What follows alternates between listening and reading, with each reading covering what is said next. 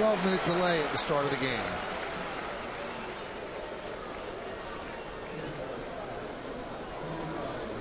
Kinsler 4 for his last 13. And Pettit deals just outside. The home plate umpire is Hunter Wendelstedt.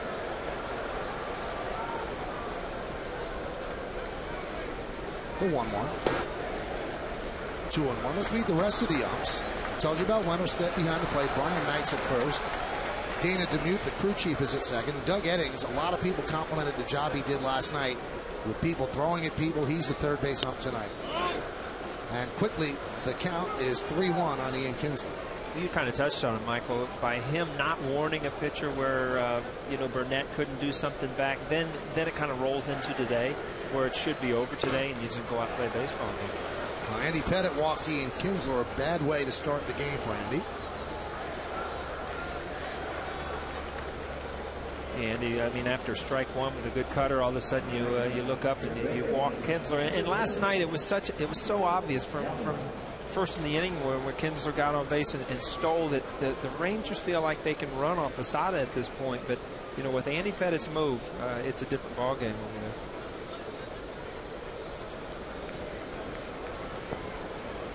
Here's Michael Young, and the pitch is up and away. 1-0. Rangers stole 3 bases against the Yankees last night.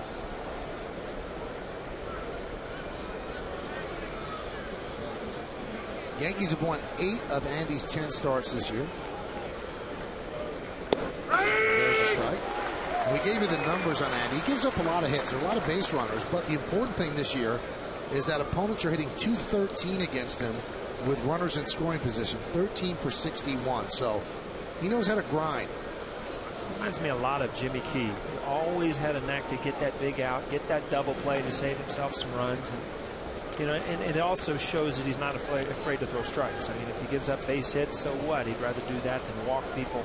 Knows that he's always got a chance for that double play and making that big pitch to get out of the inning.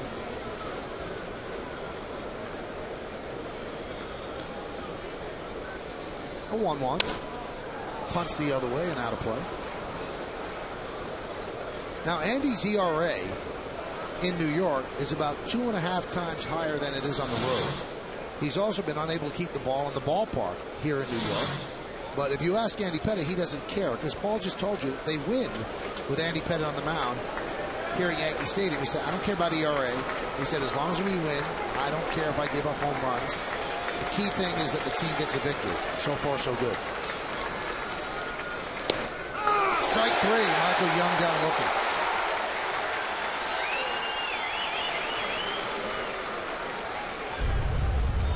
Again, here's a pitch out and away, kind of borderline pitch up and borderline pitch on the corner. Andy Pettit gets the call.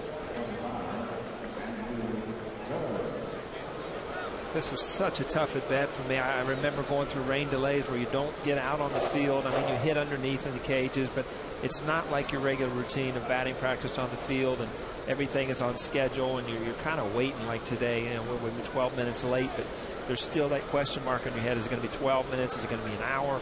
And until you get the game started and get underneath, what's going on? Andrew Jones wraps a single to left field. Moving to third is Ian Kinsler. Here's the throw. It's a little bit wide. Kind of caught Johnny Damon sleeping a bit. Ian Kinsler takes the extra base. And you can see the Rangers are going to try to push it against the Yankees in this series. They tried yesterday, but the Yankees just outslugged them. Again, Andrew Jones gets a good pitch to hit. And this isn't the first time that he and Andy Pettit have matched up, and drives into left field. Jeet can't knock it down. And you're right, Michael. I mean, it's known around the league if it's an iffy, should I go or shouldn't I go? You see Kinsler wrap, and all of a sudden it clicks in your mind. That's Johnny Damon. I'm going to test him. The good thing here is Andrew Jones didn't get out of the box and didn't follow him to second base. There's Nelson Cruz with a big home run yesterday against Burnett. Really the only noise they made against Burnett and the Yankees. Count 1-0. Former MVP last year of the Pacific Coast League. And he's put up very good numbers so far this year.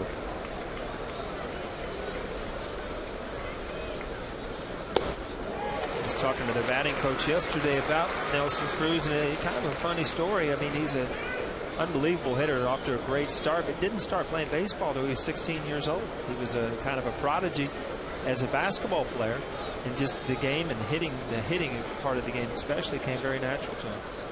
Hitting coach is Rudy Jaramillo, widely considered the best hitting coach in baseball. People swear by him. Great thought. If you just sit and talk to him, and he was asking me certain things, he tries to take in things. He tries to learn from ex-players, and ex-players try to learn from him, because you're right. I mean, he's got just great insight on how to hit, and especially this is an important time, how to hit in certain kind of situations. Look what he's done with Andrew Jones. People thought Andrew Jones was done. The Rangers took a flyer on him, and he's hitting over 280 now with that single. And that might not seem a lot, but he was hopeless with the Dodgers last year. Fly ball down the right field line, and it's just going to make the seats. Cabrera had no shot. Michael, you think about it, though, and you're talking about Cruz. Most guys on this field right now have been playing baseball since, 5, 6, 7 years old, gone through Little League, Pony League, American League, the whole thing. You kind of live that as your life. Here's a guy who just played basketball, and all of a sudden, 16 years old, I'm going to start playing a little baseball. Down the road, he's in the major league.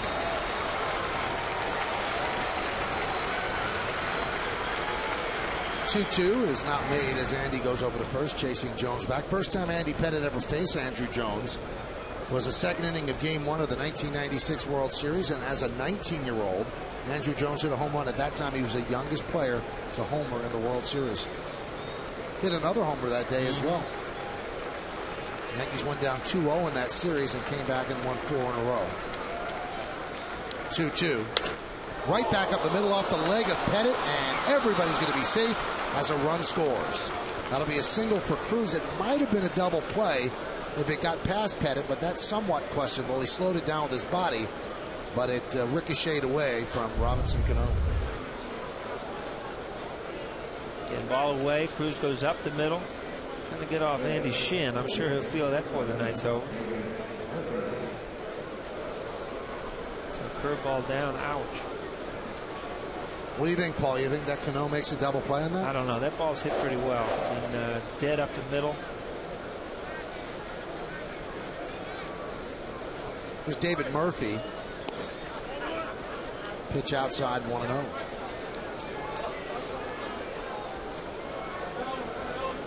A lot of rain around baseball.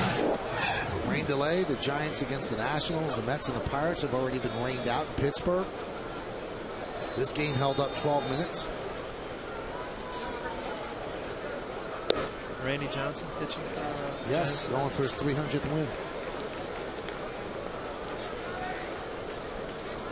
That's quite a milestone. And it's funny. I heard today some people talking about who will be the next 300.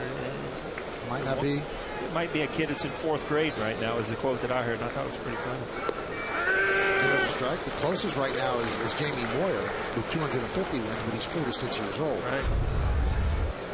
And there's Randy Johnson's resume. 5 Cy Young awards, 4 of them in a row with the Diamondbacks. No hitter against the Tigers. Perfect game against Atlanta. Good curveball right there. I mean, Andy Pettitte always had some trouble keeping left-handers from getting in. He learned his two-seamer in, and now he gets away with that good curveball away. You can see that front hip just flying open. First time. As soon as you do that against a left-handed hitter, you've pretty much given away that outside part of the plate.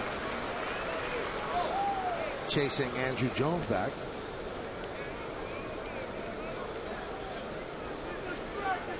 With Andy's move to first, it's a much easier attempt to steal off of him trying to get third base. The pitch.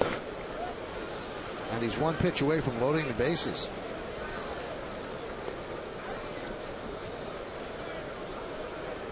Marlon Byrd is on deck.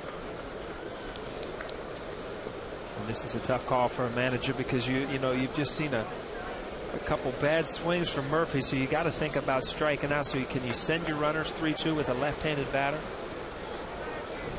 You hate to, in the first inning, run yourself out of a big inning. They don't go, and Murphy walks. So Andy's second walk of the inning, and now the bases are loaded. And Dave Island wants to talk things over with the veteran left-hander.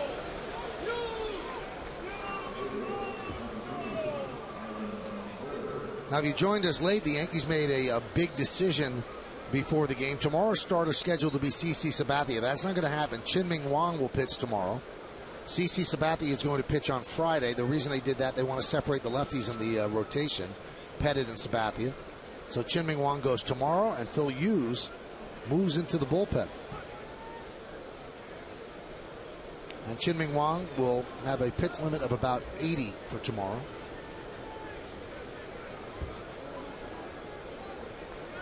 Big spot in the game early. Marlon Byrd at the plate with the bases loaded.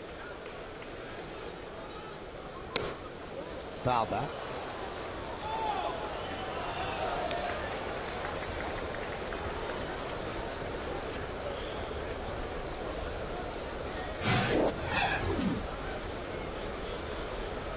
With the injury to Josh Hamilton, Marlon Byrd moves into center field. Hamilton dealing with some kind of abdominal injury. They're not sure if it's a sports hernia. It's been lingering, and that's why they finally shut him down. The 0-1. Ground ball to Jeter. Backhanded. He goes to second one, and that's all they get. Run scores. It's 2-0 Texas. Good play by Jeter, ranging to the backhand side. You know, anytime a shortstop has to move to his right, chances are you're not going to turn a double play. Jeet makes a great play here. Big thing is, you know, get the ball to Robinson Cano, who made a good stretch, and get that one out.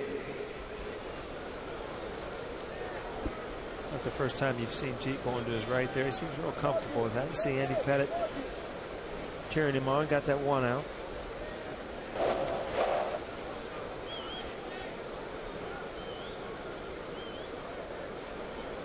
Now Posada giving the signs to the infielders if they're going to throw through if Byrd goes.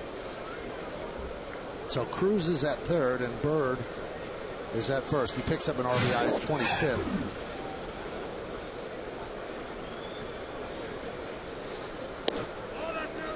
Missed outside to Chris Davis. Chris, as we mentioned yesterday, is an all or nothing at all guy. He either strikes out or seemingly he hits a home run. It's funny, last night, if you think about his outs, he made about 1,000-foot outs last night. He flied out to the wall, I think, 3 times. A couple good plays. Frustrating thing for a hitter, especially when you're having trouble making contact. How about this stat, Paul? Chris Davis has played 49 games this year. He struck out 78 times. In Major League history, the only player to strike out as often as Davis through his first 50 games of the season was Alex Gonzalez, who had 82 strikeouts through his first 50 games in 0-2 for the Cubs. One player in big league history. A lot of strikeouts in that Ranger order with Davis and Saltalamacchia. That one is looped to right field. Coming on as Cabrera's going to dunk in for a base hit. 1 run scores. Byrd goes to third, and he's out. Good throw by Melky Cabrera to end the inning. Byrd tried to push the envelope, but Melky, showing off that arm, gunned a bullet on one hop to Alex Rodriguez. Steadied himself, got the angle, and fired to third. A-Rod applied the tag. Texas 3, Yankees coming to bat.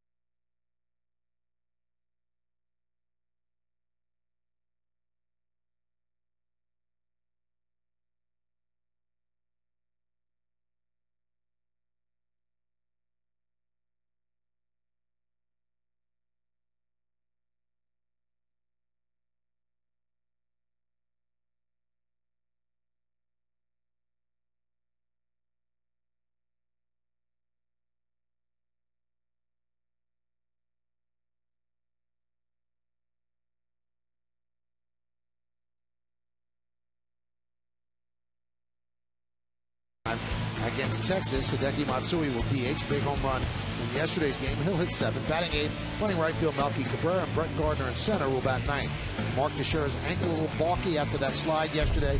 X-rays were negative, but he was scratched from the lineup. Scott Feldman started the season in the bullpen, went to the rotation. He's been great. 4-0, 3.9, one less than a hit per inning. 26 strikeouts, 17 walks. Opponents hit 225 against him. Let's take a look now at the G pitcher scouting report, Paul. Well, you mentioned it, pen relief. I mean, he started in the season, and ever since he's been in the rotation, he's done a great job. I mean, he's a roadie. He's not a homie like Andy Pettit. He's been 3-0 on the road this year. In quality, I mean, quality starts his last 5 trips to the mound. So he's been really, really good for the Rangers since they put him in the starting rotation. Here's Jeter, 16-game hitting streak, 8 of his last 9 games a hit in the first inning. And the pitch is inside, 1-0. Andy giving up 3 runs in the first inning. He's now allowed 8 runs in the first inning this year, and that's more than any other frame. We told you about Derek's 16-game hitting streak, 429 during that streak. Chop right back to Feldman. And there's one away. Good play by Feldman. Let's take a look at the Texas defense, brought to you by our good friends at Home Depot. In the outfield, left to right, David Murphy, Marlon Byrd, and Nelson Cruz. In the infield, you've got Young, Andrus, Kinsler, and Davis. Andrus has had errorless baseball in his last 20 games. He had 7 in his first 24, so he straightened things out. Saltalamacchia behind the plate, and Scott Feldman, the 26-year-old righty, is on the mound.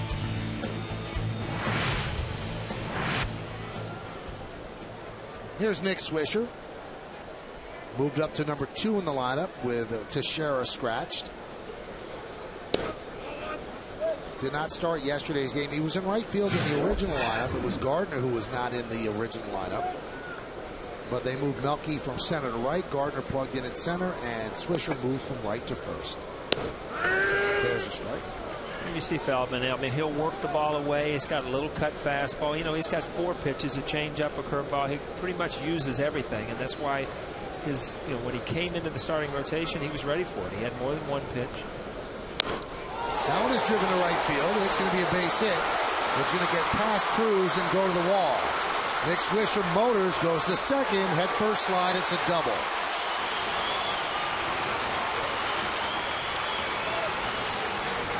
Just got finished saying he's got that little cut fastball. When you don't get that cut fastball in on a lefty, he leaves that one right over the inside corner, and Swisher quick enough to hammer it down the right field line. Kind of pulls those hands in to bring the barrel to the baseball.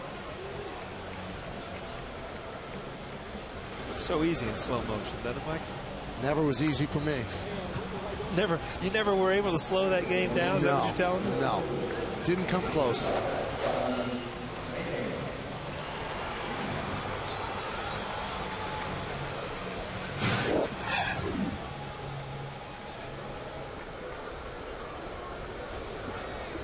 Here's Johnny Damon.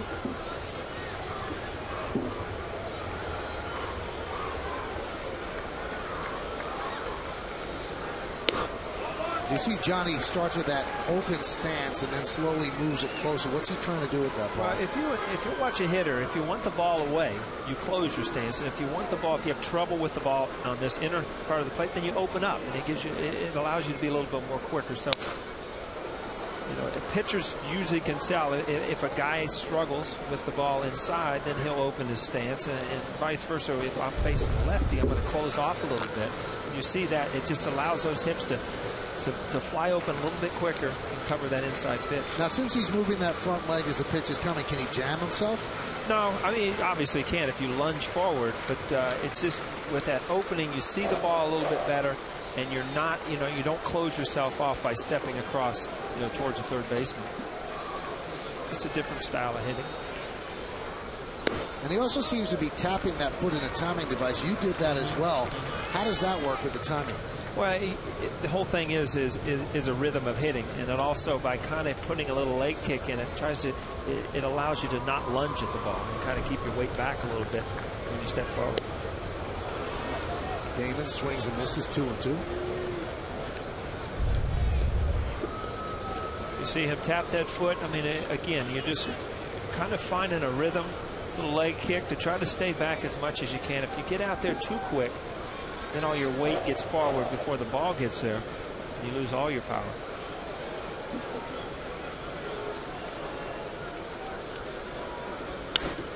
Now, did you not have that toe tap when you first got to the Yankees? No, I didn't hit with it in Cincinnati, and that was my biggest problem. Is I lunged at the ball. You know, you go out and try to hit the ball with your body instead of allowing your hands to work. And Rick Downs and I messed around with it a little bit in the cage a couple days in spring training, and all of a sudden it became pretty comfortable. And I remember it was something I had to think about probably the first month of the season or so before it became just something you did.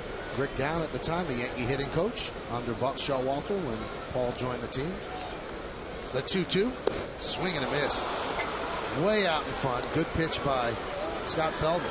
Good pitch. You saw a couple hard inside fastballs in that at bat, and then all of a sudden you look for that ball inside. Kind of takes a little bit off, throws a breaking ball. You're right, Michael, way out front. That's what happens when you get, we talked about that weight getting ahead too quick, and all of a sudden you start looking inside. You want to get that front foot down, and your weight comes with you, and you're fooled on those curveballs. Here's Alex Rodriguez. You got a Florida Gator there behind the home plate tonight. That's right. See there? Good call on that. I guess that's the T-shirt he's wearing underneath the protector. Look at that. Oh. How did you see that? I don't know. That emblem is stuck out to me. I don't know that I've ever seen an alligator behind the plate, you know. Somewhere Urban Meyer and Billy Donovan smiling. Urban, the football coach at the University of Florida, and Billy Donovan from this area, Long Island, is their basketball coach. Each of them with a couple of national championships. And the 1-1. Line drive, base hit, left field. Swisher rounds third. Here he comes. He'll score. It's an RBI single for A-Rod. Yankees on the board. It's 3-1 Texas. Right before this pitch was thrown, I was just going to say, you know, this is when Alex Rodriguez has to worry about just driving that run in. But I tell you what, this is a single, but this ball was hammered. It was hit so hard that it kind of took the left fielder out of his rhythm and going to home plate. No throw. That ball was just hit hard. Murphy moving towards the line, had no chance at Swisher, especially with 2 outs. Good piece of hitting by Alex Rodriguez. I mean, you score a lot of runs by just driving in people with singles. For Alex's 21st run batted in, so the Yankees answer the 3 spot with 1 and still batting here in the bottom of the first. And here's Robinson Cano. Now that's the one part of A-Rod's game we have not seen. The average is creeping up. The power has been there. He's playing better in the field. We have not seen him try to run. And that might be the last thing to come. Well, last night, you remember you talked about it. It was kind of strange. They were up by 6 runs at the time, and he did. I think he's feeling better every day. There's a ground ball to second base off the bat of Cano, and that's going to do it. But the Yankees answer back with a run. 1 run, 2 hits, no errors, 1 man left on base. We played 1 here at the stadium. Texas 3 and the Yankees 1.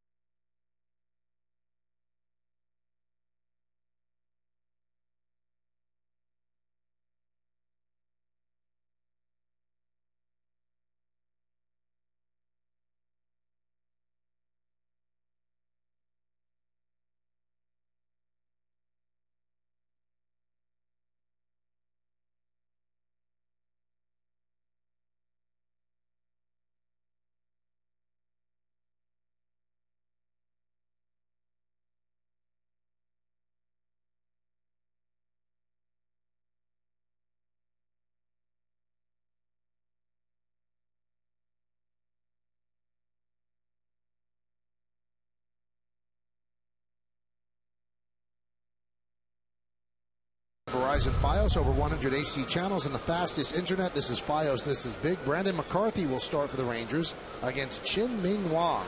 His ERA, a high of 34.50, dropping steadily. Coverage begins at 12:30, and it's a matinee, so mark that down. First pitch right around 1:05. Here's Jared Saltalamacchia, and the pitch is high. Saltalamacchia, and it was very stark yesterday after the game, did not defend his pitcher. Said I had nothing to do with it. And he said that A.J. Burnett had every right to do what he did, throwing up and in at Nelson Cruz. So when your pitcher says, or your catcher says that, you can tell that within that clubhouse, Vicente Padilla is not embraced. Yeah, I mean, when you see something like that last night, you know there's going to be trouble. And when you're an everyday player, you know that you've got a chance of getting hurt. And, once, like I said, that first one almost got by. The second was so intentional that you almost put the other team in a position where you know something has to happen. Well, I was told today, talking to some Ranger people, he always throws at Ichiro's knees in the first inning. And Ichiro's always able to get out of it. And when he wants to intentionally walk somebody, he just hits him so he doesn't get a walk on his record. But I had Peter Gammons on my radio show today, and he said that Padilla was put on waivers either yesterday or today. That doesn't mean that anything's going to happen.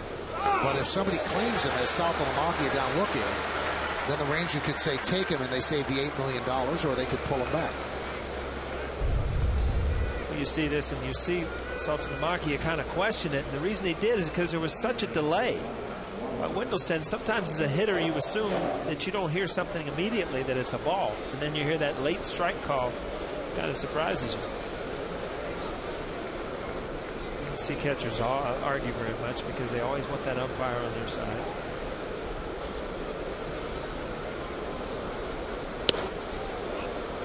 Andrus takes a pitch high.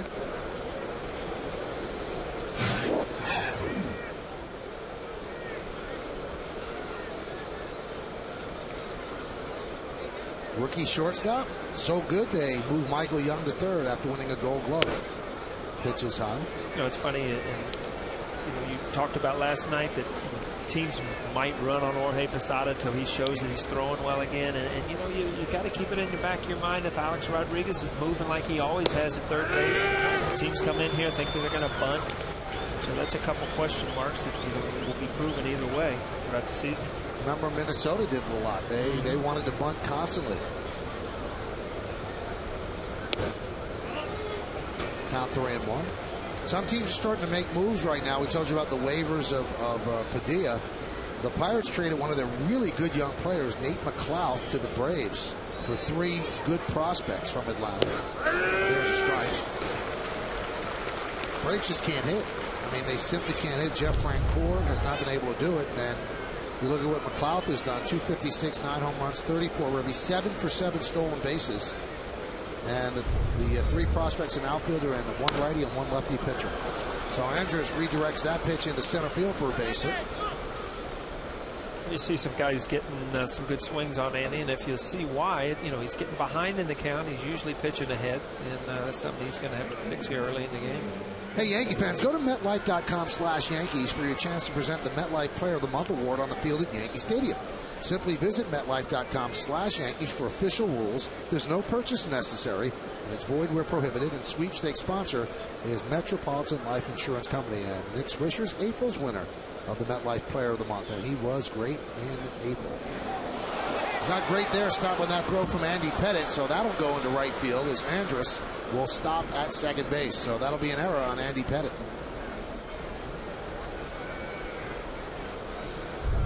Again, we talk about Andy Pettitte's good move. All of a sudden he throws that one. It tails into the runner. And Nick Swisher not ahead and far enough ahead of the bag where he can reach across into the ball, and Andrus gets there at the same time. Comes a tough play. So after 18 straight games without an error, a major league record, they now make errors on consecutive nights. And both of them throwing errors, one by Posada on an attempted steal and one there on that attempted pickoff. Keeping Andrus close.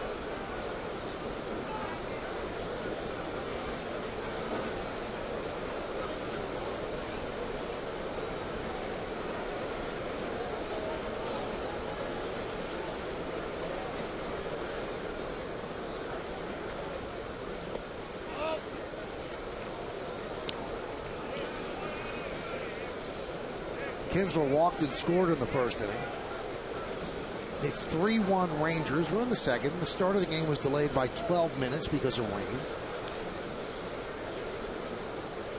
And the odd thing, the way it was raining about 6:30, you didn't think that there was going to be baseball tonight. It was really coming down. But it cleared quickly, and the grounds crew did an unbelievable job. This field drains beautifully, so hardly looks as if it rained. Maybe a little bit of some shine on the warning track. 1-1.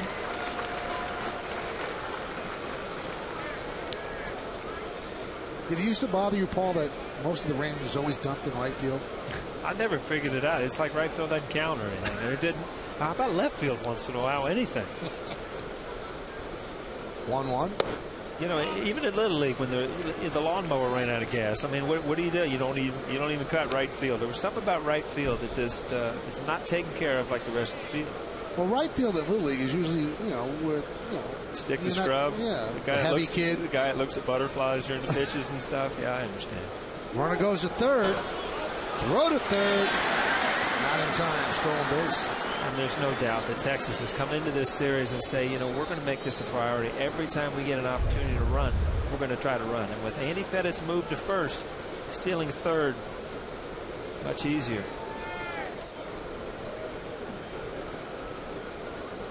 And again, a lot of these times, I think these are given signs, because you see the hitters, turn around to fake bunt, which kind of guards that catcher from getting a good look at the ball. Yankees bring the infield in, and that one is rocketed foul. Almost hit Andrus. And another broken bat. And again, that annoys you. He traded in a light bat for a dark bat. Yeah, it's just weird for me, because I think that as a hitter, you get so used to looking at the label the same way, the same bat, and to have a natural bat and then go to a black bat is completely different. 3-2. Punched out and past a lunging Swisher and down the right field line. Andrus scores. Melky comes up, ready to throw. And a base hit for Ian Kinsler, an RBI, and it's now 4-1 Texas. And the black bat had a hit in it, see that? But I tell you what, infield back possibly, but you look at a good piece of hitting right here. Ball away. Ian Kinsler, you talked about how good a player he was. Infield in, hit it hard somewhere, good chances it's going to go through. Swisher, good effort right down the line, though. He can't get to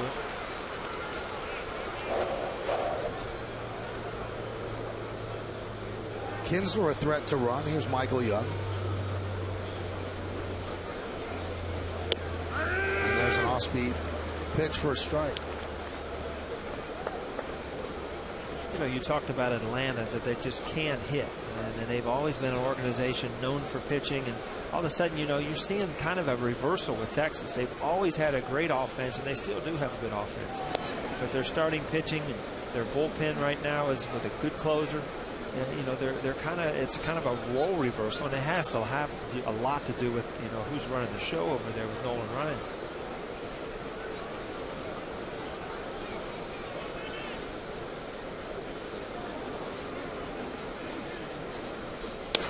Line drive to center field. It's a base hit.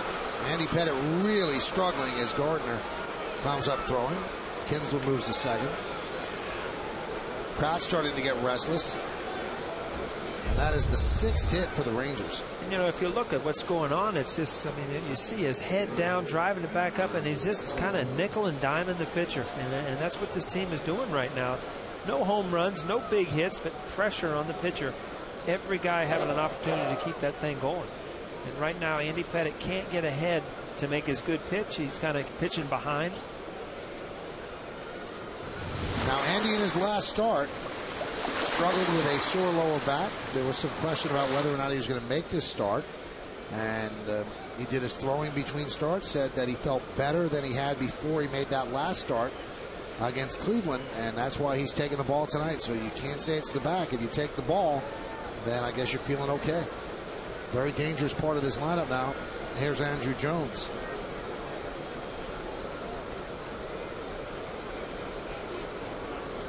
Texas 3 for 4 with runners in scoring position so far tonight. Now, how odd is this ball? Andrew Jones is playing, and he's not in center field. I mean, Andrew Jones used to be one of the best center fielders you'll ever see. If not, especially in the National League. And he was the type of guy that would go up to the plate and almost he was daring you to hit it over his head. He played the most shallow center field I think I've ever seen. And I tell you what, he knew how to turn on the ball. Let's see if this is a double play. There's one. On to first, it's a double play. So Andy got exactly what he needed, and he is barking at himself as he is struggling tonight and trying to keep it together. For the Rangers, 1 run, 3 hits, 1 error, and 1 man left on base. We go to the bottom of the second. 4-1 Texas.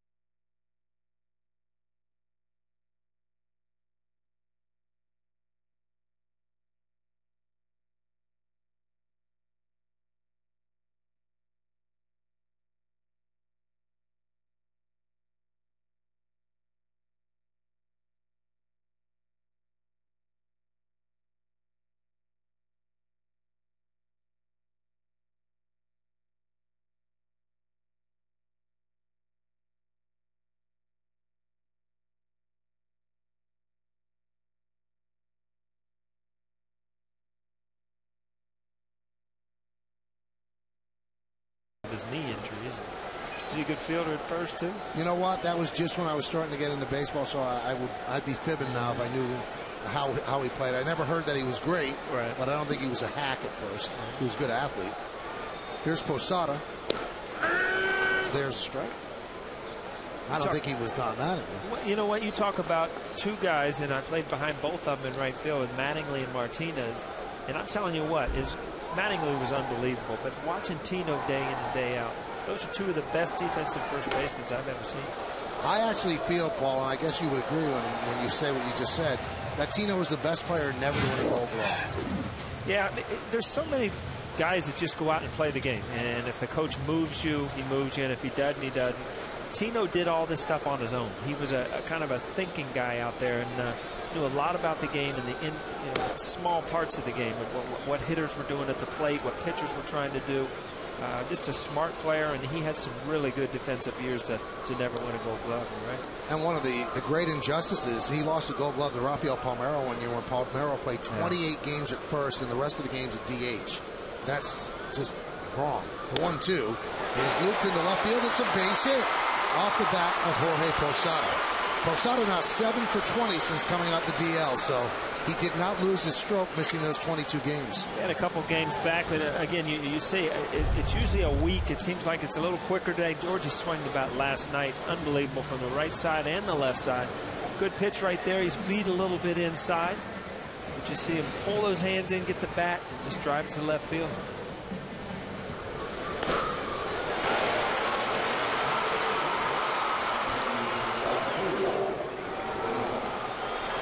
Again, if you're Andy Pettitte, you got to go in there and you think, our guys are swinging the bats.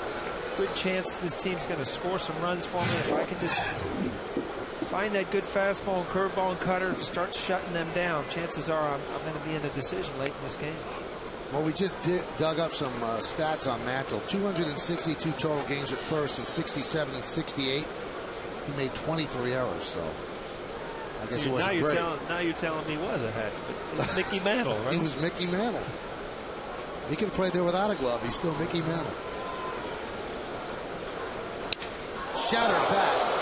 And caught by Davis. And the bat, like a lawn dart, in the grass there at first. This might sound real funny, dude, but I mean, that's really good base running by Posada right there. Your natural tendency as a base runner, as soon as you see the guy start to swing, and you watch that bat just shattered, your natural reaction is to cross over and start going to the next base. Georgie froze, got back to first base easy. You know, that's funny the way that bat ended up. We'll see how Posada did freeze. But that could be a guy's leg. I mean, if somebody doesn't get out of the way, that becomes a weapon. Wow. Danny Cunningham, the ground screw's got to go out and fix that divot now. Here's Melky Cabrera. Another broken bat. Right back to Feldman. Off balance throw to second. On to first. Boy, that was turned beautifully. A 1-6-3 double play as Feldman gets out of the inning. No runs, a hit, no errors, and no.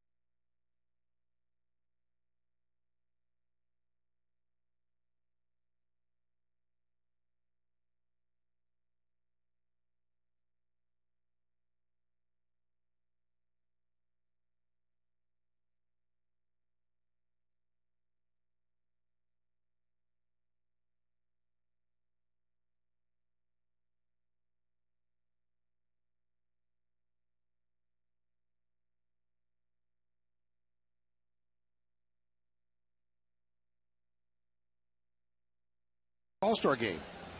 You can text your vote to 58772. Standard text messaging rates apply. And here are your choices. Number 1, Robinson Cano. Number 2, Johnny Damon. Number 3, Jorge Posada. Number 4, Alex Rodriguez. Number 5, Mark Teixeira. Why isn't Derek Jeter on that list? Is it just a given that he's going to make it? I'm just you win all the votes. You know, everybody vote for Jeter anyway. You want a poll vote tonight. You know, you don't want an obvious. But you don't want to, rook the poll. He's cheap. You know, he's the all-star shortstop. It's just the way it is. Wouldn't you say? I would say, but I think our fans should vote, get a chance to push that digit. Modell's scoreboard 4-1 Texas over the Yankees. Modell's the official sporting goods retailer of the Yankees. And the count 2-0 to Nelson Cruz. Is this just one of those days that Andy doesn't have it, or can he straighten himself out? You know, the neat thing about it, if you're Joe Girardi, is the first couple innings, one of those nights where he's really struggling. But as a veteran pitcher, he could turn this thing around, kind of like Burnett did last night. And you know, with a young pitcher, you would really be alarmed. But you know, you're pitching against, and you're having a tough night control-wise with a team that's pretty confident and has won a lot of games lately. So you're pitching without your best stuff against a good team, and that's a tough matchup. Well, those two have had a lot of conversations over the years. Andy came up in '95, Jorge toward the end of that year. 164 games together, so that's a full season those two have been used as a battery. It's a full season plus a couple postseason starts. You see that?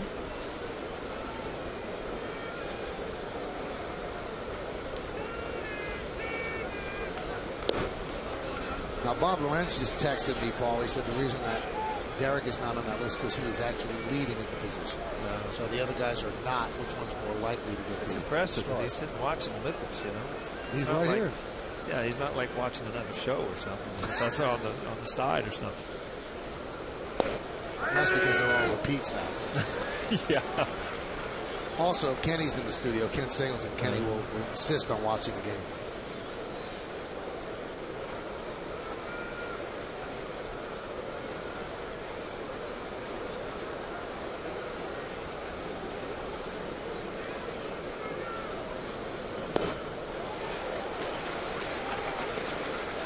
See Andy Pettit again. Good curveball to the left-hander tonight. The only problem is he's got so many stacked righties against him. Got to get control of his two-seam fastball where he can start working that changeup in also.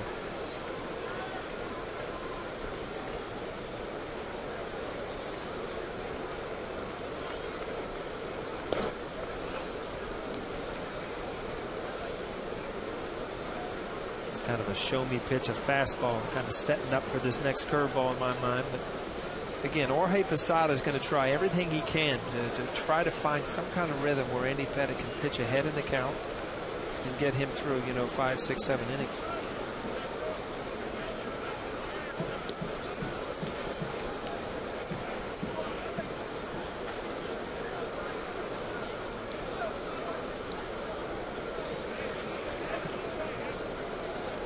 David Murphy walked in the first inning, count 2-2 on Murphy. And there's a ground ball through for a base hit. Cruz will stop at second. Boy, they respect Melky's arm now. And first and second, nobody out. Andy's struggles continue. Again, he did set up that count for that curveball, and Murphy kind of reached for it. Got a kind of a seeing eye bleeder, kind of a cut fastball away. Breaking ball, either one, but you see not a great swing, and every once in a while as a hitter, when you put it in play, it's got a chance to find a hole.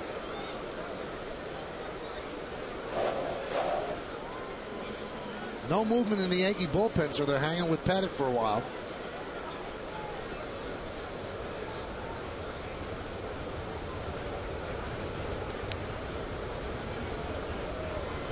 Marlon Byrd swings and misses. There's the Andy cutter.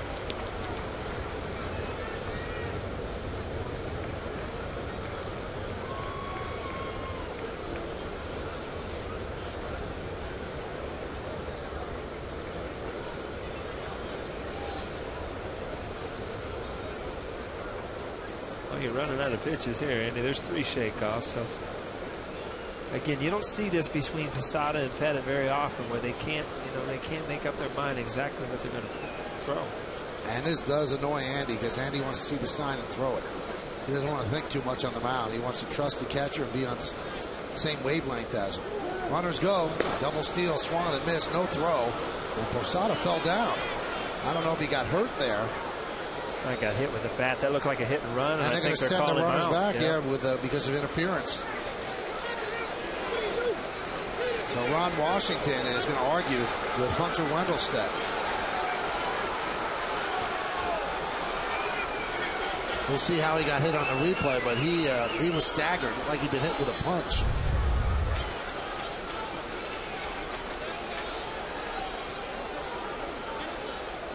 And again, that's in slow motion. It doesn't look like much, but in a full swing, I mean, that's a hit and run. Obviously, he went out of the zone, but he comes back and hits him with the barrel of the bat right in the ribs.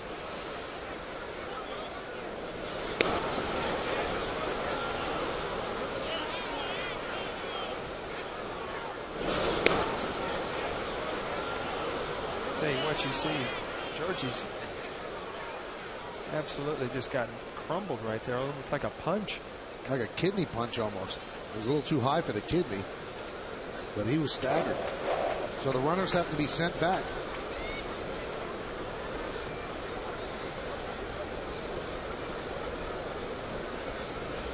I don't understand why one of the runners isn't out. If they're sent back, then it was interference. One of the runners should be out.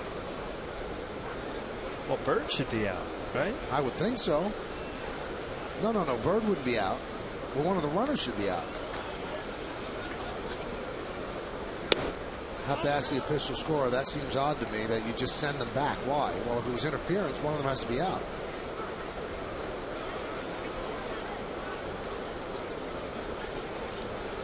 This copyrighted telecast presented by authority of the New York Yankees and may not be reproduced or retransmitted in any form, and the accounts and descriptions of this game may not be disseminated without the express written consent of the aforementioned New York Yankees. You know, Washington's arguing. I mean, he took a swing. The catcher, I mean, Georgie's going forward to try to make a throw. As a hitter, I mean, you don't have to give ground. You don't have to get out of the way, but you can't interfere intentionally. I don't think he interfered intentionally. No. Maybe that's what they're saying, that it wasn't intentional. Then why wouldn't the runners be allowed to steal? We can call timeout and go talk to Wendelstedt here real quick. We'll get a reading on this. Texting. I'm sure you got him on speed. Swing and a miss. Bird down on strikes. You got a big break if you're the Yankees. I mean, the runners were sent back. Now you get a strikeout. Michael and I are going to get all the rules and regulations here before the inning's over. You see, there's a good cutter down and in, and that's set up by being ahead in the count. You see, Bird's, I mean, he's got that long follow through. So I'm trying to figure out what that first swing to the ribs was. Why the runners went back. There's Chris Davis. Weak hack there.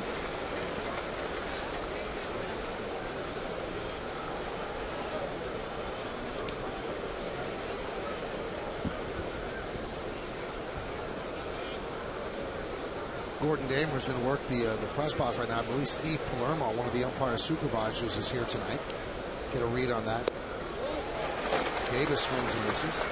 And you talk about swings and misses, and Davis, we talked about it a lot. And you see both those pitches out of the zone, but his swing stayed the same. He didn't adjust. He looks for that pitch, you know, kind of middle in low. And if it's not there, he's going to have a lot of problems.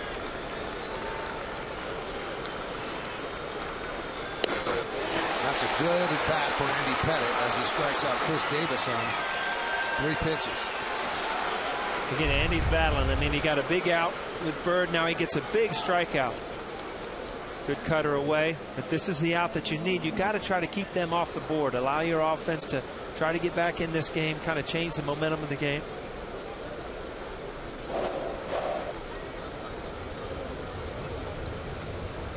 There's Jared Saltalamacchia.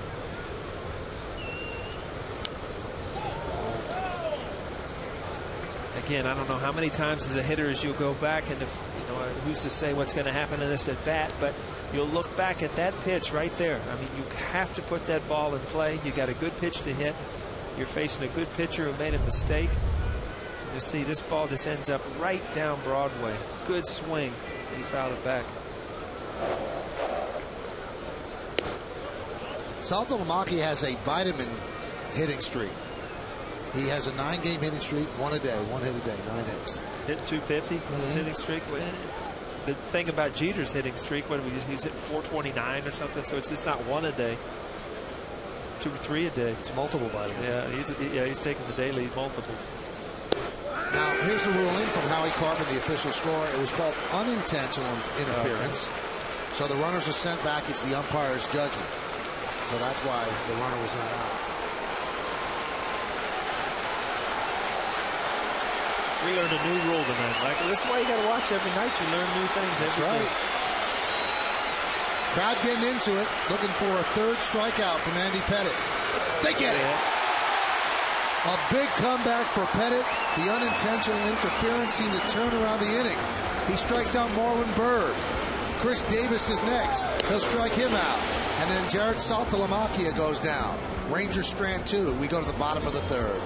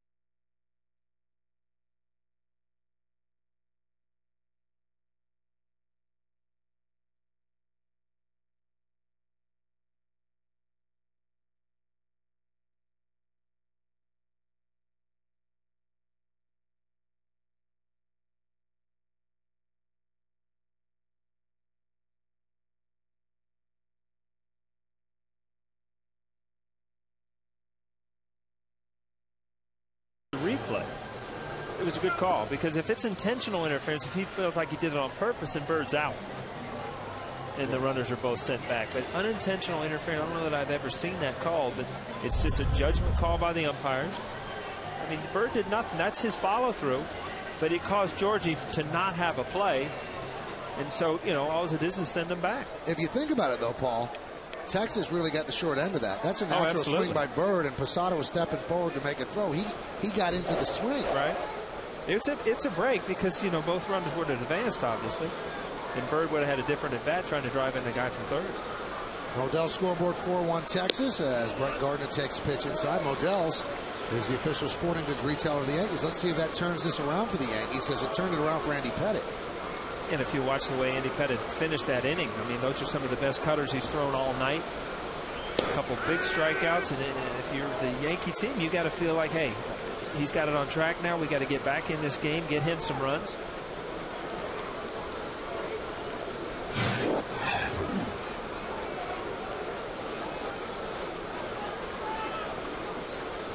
And the 1-1 upstairs. 2-1 since May 13th. Gardner hitting .356 with a .453 on base percentage. He won the job out of spring training, started slowly. Then Melky Cabrera won the job back. But Gardner's taking advantage of his opportunities now.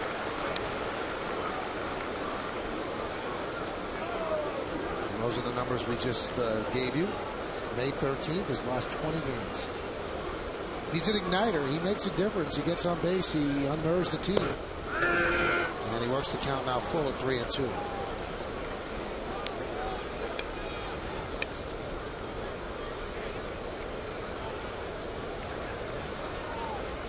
You see Gardner, even the last couple of days, into long counts, and you know, make pitchers work to get you right there. I mean, so what if you go 3-1 to 3-2? You're allowing that pitcher to throw another pitch, throw in a walk, hopefully start a big inning for the Yankees.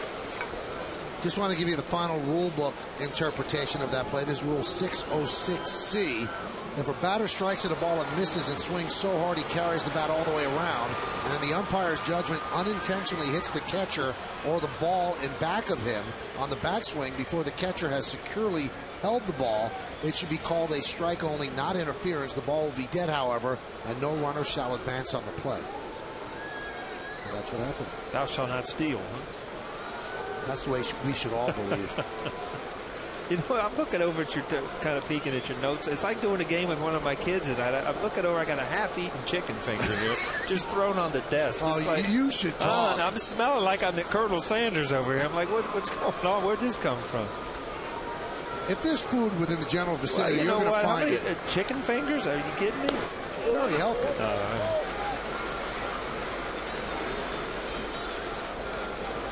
You eat before the game like you got an advanced tip on a family. I thought we were going to be here a long time. I didn't know we were going to start on time. It's not really a speedy game right now.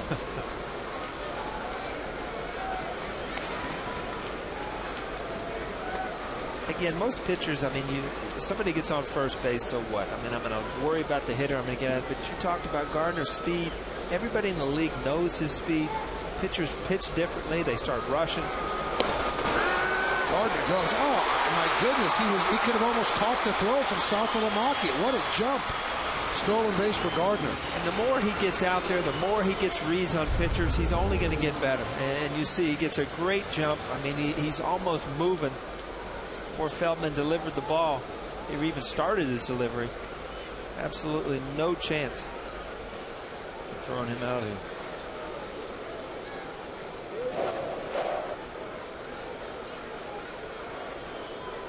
So now he's in scoring position, his 11th stolen base of the season.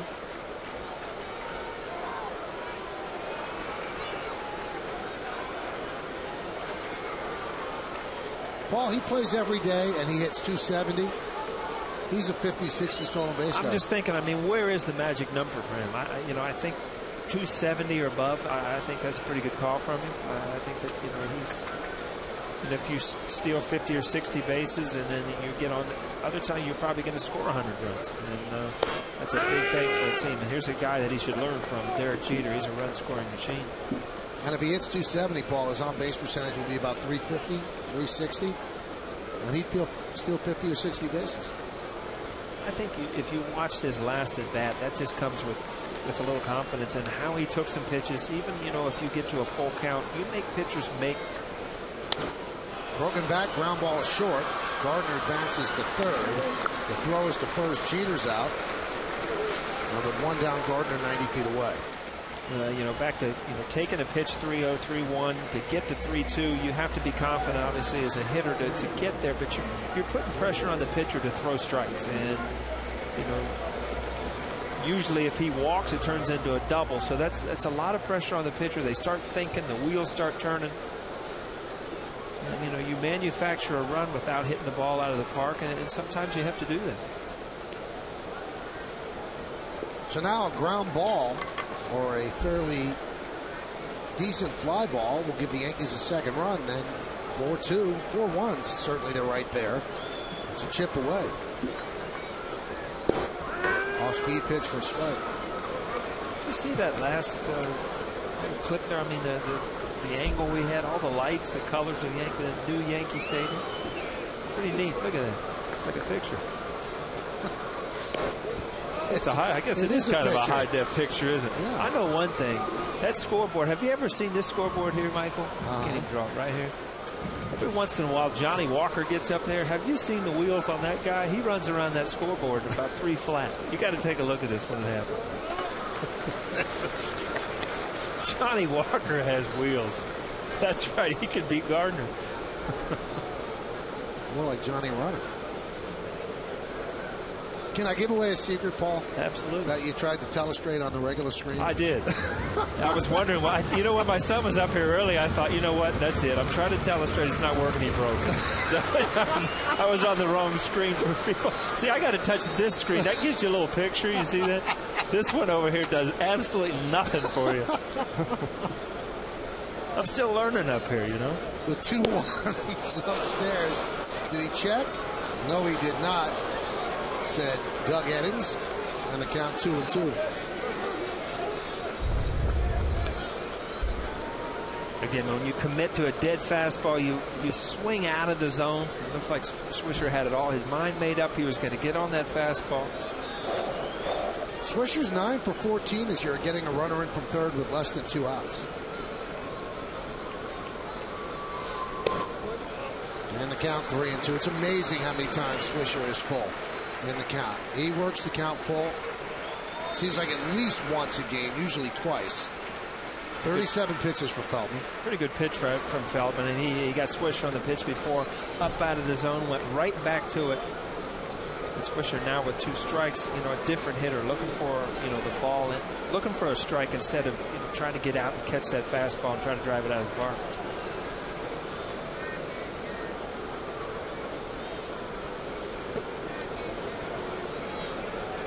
Feldman's had a lot of success early in the game on these lefties throwing that cut fastball. Looks like it's coming again. 3-2. Foul ball. You see, that fastball didn't cut, and that ball kind of ran back out over the middle of the plate. Good pitch to hit. You see Nick Swisher right there. You see Sultan Omaki once said that you see the spin of the ball, actually almost a runner back out over the plate. That's why that cut fastball to lefties is such a dangerous pitch, because if you miss it all out over the plate, then it becomes just kind of a mediocre fastball.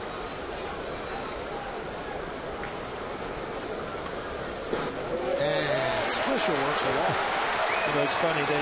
Then you see him kind of overthrow that thing and make sure that he gets it in. He kind of walks him ball 4. Well, that 3-2 count on Swisher, his 45th full count of the year.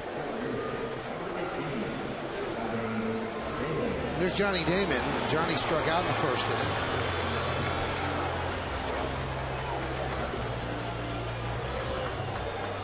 You know, a lot of pitchers go at guys and think, well, I don't need to get Nick Swisher. I can walk him. I got a base open. But you know, then you got Johnny Damon coming up, who's, you know, is a contact hitter, very hard guy to double up with, gets out of the box quick. So I don't know if that's a smart way of pitching or not, to tell you the truth. Damon rips one foul. Again, now that ball's hit hard, but that's that good cut fastball. And if it's put in the right area, a left-handed hitter, the only way to really hit it hard is to do what Johnny Damon did right there, and that's to pull it foul. And that's what the pitcher wants. You see, that ball doesn't leak out over the plate, stays in there, kind of bores in, and as a lefty, you're going to do anything you can to put the barrel on it. So what do? You pull it in, you pull it foul. Same pitch up under his hands. Damon's grounded into 2 double plays this year. The leader on the Yankees. Want to take a guess, Paul? What was the question, Michael? Grounding into double plays. I would say Derek Jeter. No. Cano, 7. 7? Yeah. Count 2-1. See that 2 fastball, that kind of a 2-seam fastball has movement away, so he's trying to move that fastball in and out. Didn't get the call there.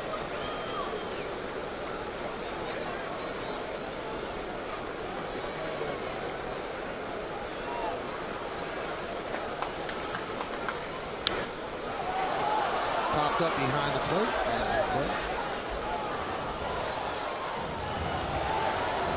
Again, that's that cut fastball right on the inside corner. If you can put it there as a pitcher every single time against lefties, you're going to have success. But if you start missing, you're going to get hit hard. And I mean, there's such a fine line from making that pitch stay on the inner corner and moving off the plate.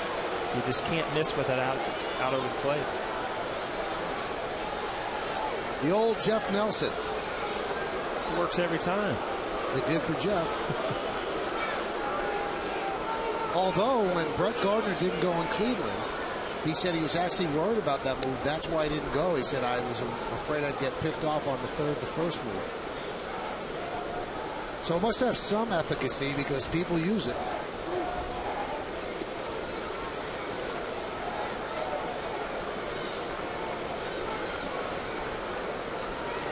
Yankees down 4-1, first and third, 1 man out, bottom of the 3rd inning.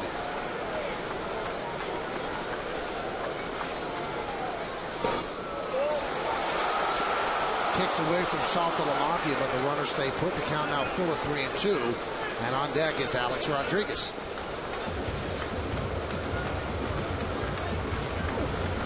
Damon seems to enjoy hitting with 1 out this year, hitting .443 with 1 out. Now, we give you stats. I have no idea. Where did that come from? I don't Ryan, know what'd why. you just plug in? 1 out? Huh? Did you get an answer from a 1 out plug out in there? Yeah. 1 out with 8:26 on the scoreboard clock. He's hitting .443. Let's see if they send Swisher. They do. Yeah, they do. And that one is ripped foul. Nick really, I mean, he's putting pressure on Damon to put the ball in play because he didn't get a jump at all. He's not leaving until the ball is released. Well, the rule of thumb is if you get the run sign 3-2, it's almost like a hit and run. You're not supposed to get picked off. You're trusting that the batter's going to put the ball in play. And as a hitter, you know that too. When you see that runner going out of the corner of your eye, you know it's your job, if it's a strike, to put the ball in play.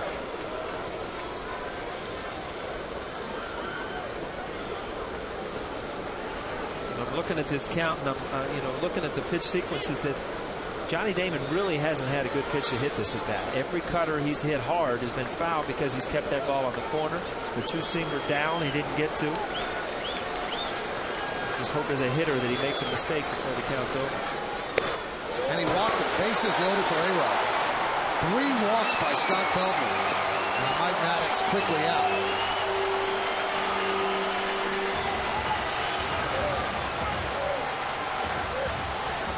Now A-Rod in the first inning hit an absolute bullet off of Feldman to pick up an RBI.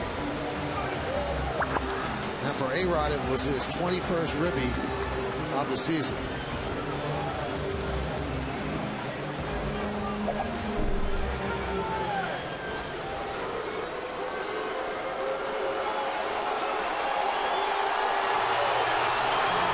Stick comes out to break things up.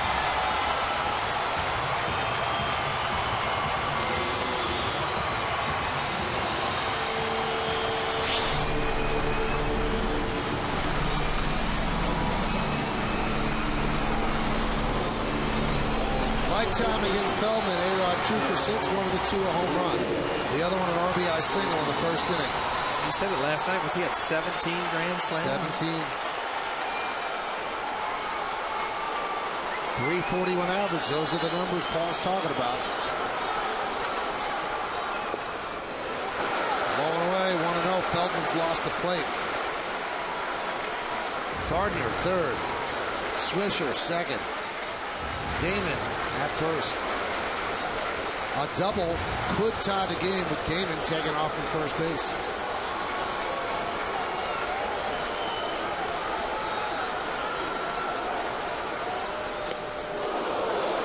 Got a fastball by him, 1-1.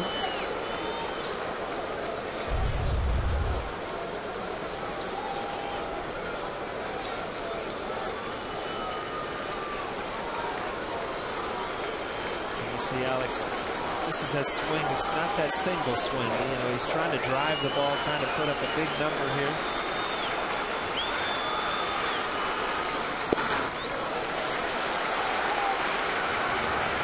And the count 2-1.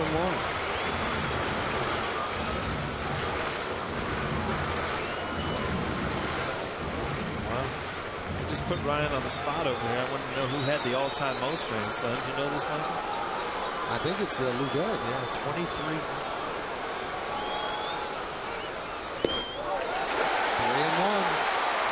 Well, that's a 95-mile-an-hour fastball, but you see that he's getting a little tight. You know, I mean, it doesn't look free and easy. Now you're down to a point where you've got to throw a ball. You just hope that Alex Rodriguez hits one at somebody. And you're more than willing to give up a 1 run. You just don't want to give up that big gapper or that 18th grand slam.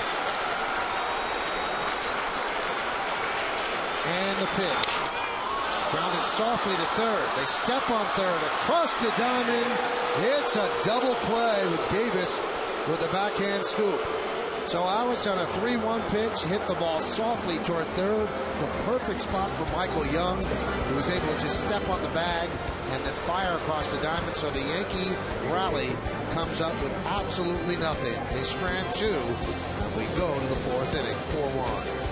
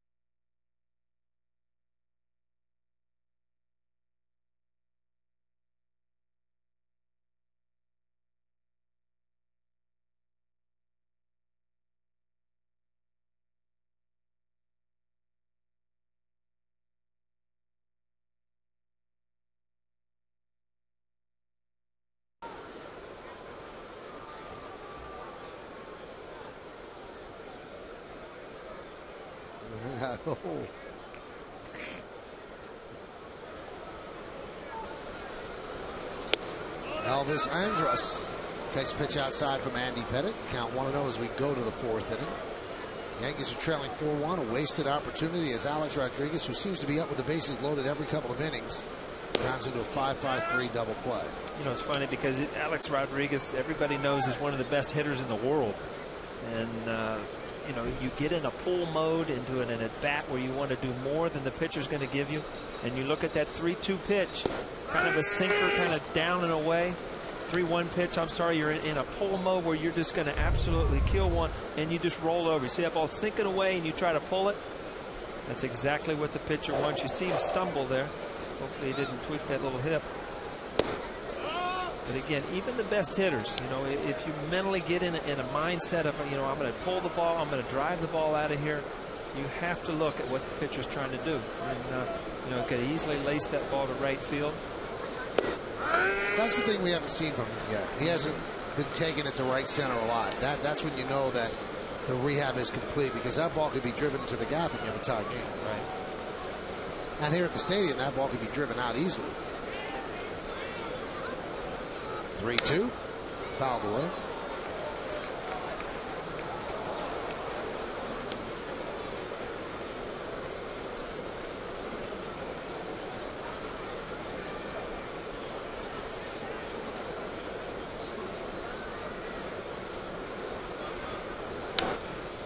Foul back.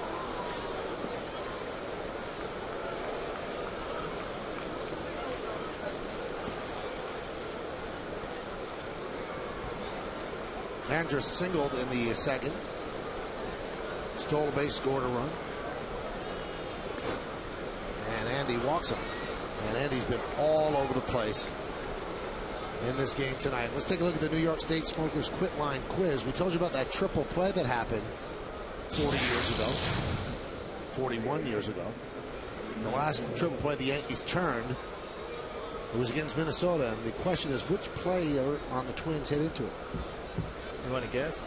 Not allowed to guess. Oh, we don't have the answer yet? No. Oh, we got to wait a couple innings. All right. No, just the bottom of the inning. No. Trying to get me fired. How'd the golf game go today? I didn't play. I played with Mama. How'd it go? Well, it was close. That means I'm not playing well, right? Or maybe Neville's a real good golfer. She's only played for about a week, so it's not like she's a real good golfer. But I know one thing. She's got good shoes and pretty clubs. That's all that matters in her book right now.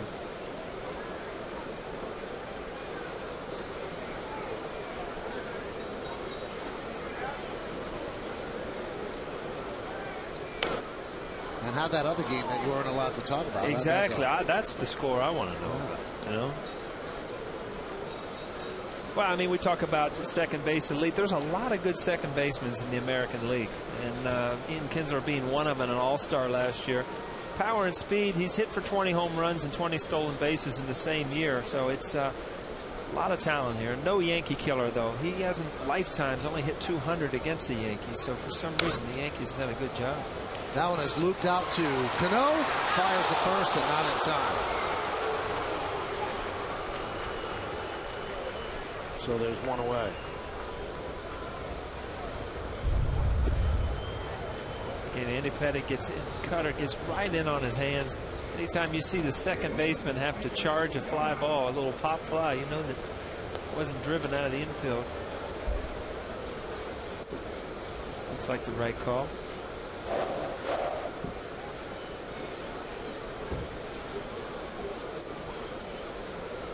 There's Michael Young, struck out looking and singled to center.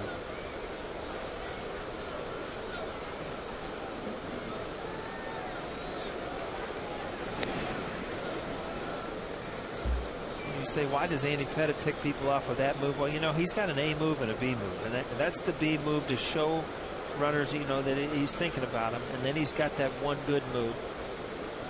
But you can't throw your best move out there every time because the runners get a good read on it. That's the better one.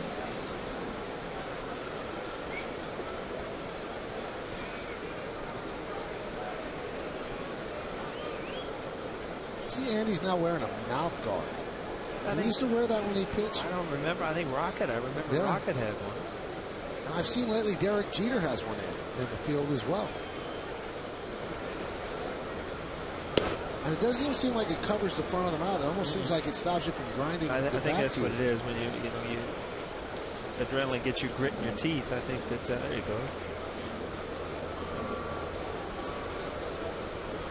A lot of people wear that to sleep so they don't grind their teeth.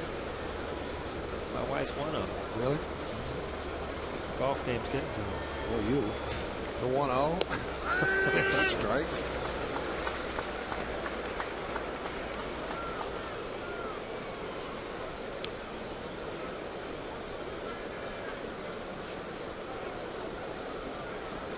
We're in the fourth inning, 4-1 Texas. Yankees have had their opportunities.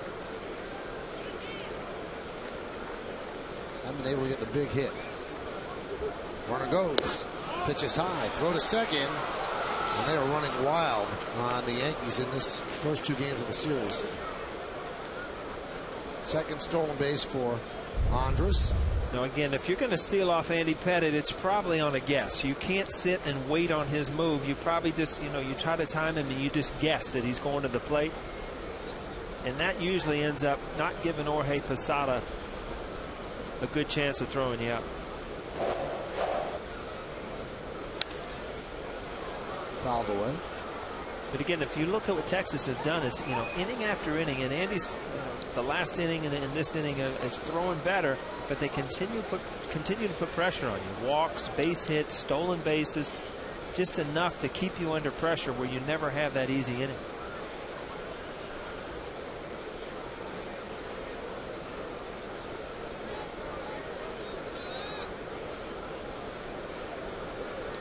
At 82 pitches already. It's the 4th inning. Just missed.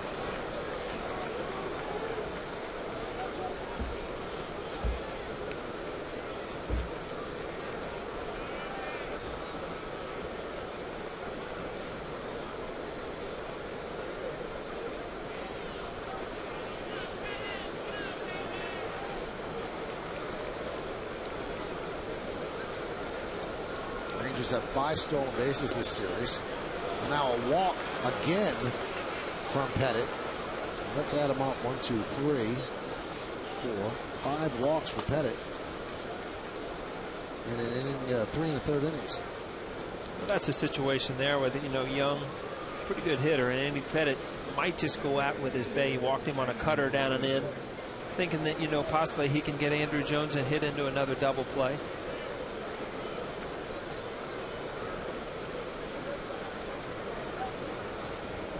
Dave Island, the call to the bullpen. The 5 walks issued by Andy, that's his season high. Alfredo Aceves looks like he's ready to go. They try to pick off at second. Andrus is back. Now, this is very frustrating for Andy Pettitte. I mean, he's so intense out there, and now he's got the running game kind of in his mind. And he really didn't have to worry about that because everybody knew he had a good move, but guys are starting to guess on him and steal from second base, and it's sort of taking him out of his rhythm. We saw it especially after that series where he stole home plate in Boston. And it just like the next game, it was like that was the only thing on his mind, was to worry about people stealing bases. And it can be a mental thing in pitchers. Brett Tomko began to throw. Deep there by Aceves.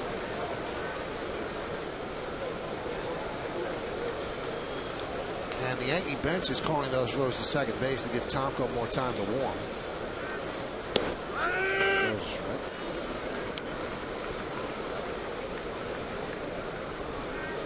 .85 pitches for Pettitte, 48 strikes. 7 hits, 5 walks, so 12 base runners in 3 1/3 innings.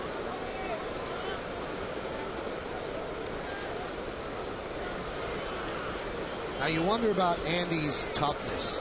Not that he doesn't have it, or you wonder if his toughness is forcing him to go out there and his back is bothering him. Well, it hasn't been his velocity. It hasn't been, his pitch selection or anything. He's having trouble getting to one pitch that he can control for strikes. You see on some hitters, they'll try to throw that fastball, and some hitters he's getting that cutter or the breaking ball, and he hasn't got one pitch that he can go to in any count to throw a strike. Well, you wonder, is his command off because of his back? But again, he said he's fine. And Joe Girardi and Dave Island watched him very closely, said he's fine.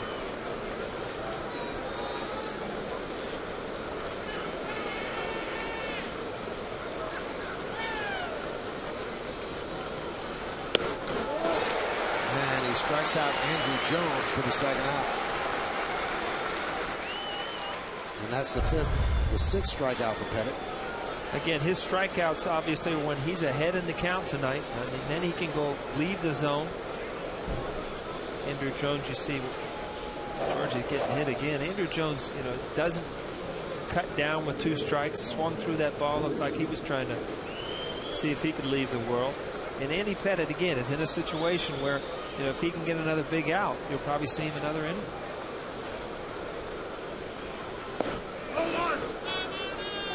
Nelson Cruz takes pitch low.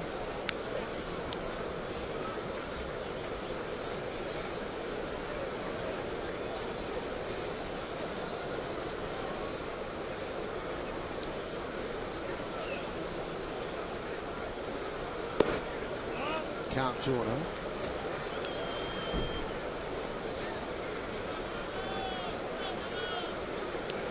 This is a point where most fans must look out there and say you got to go after the guy. There's nothing. There's no bases open. And in David Cohn's mind, we've heard him talk about, there's a base open, third base. It might load the bases, but you've got a guy on deck that you've handled all night in Murphy.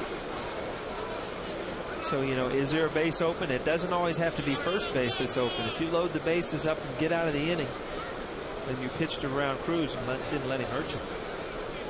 Almost makes sense here, Paul. Why don't you intentionally walk him on the 3-0? Why would you risk him getting a green light? Well, it's just so weird to walk the bases loaded intentionally. But that's probably what Jorge's saying. You know, don't give in here. If you make some great pitches to get back in the count, great. But if you walk him, you got to look on that on deck circle and believe that you can get out Murphy, which you have all night.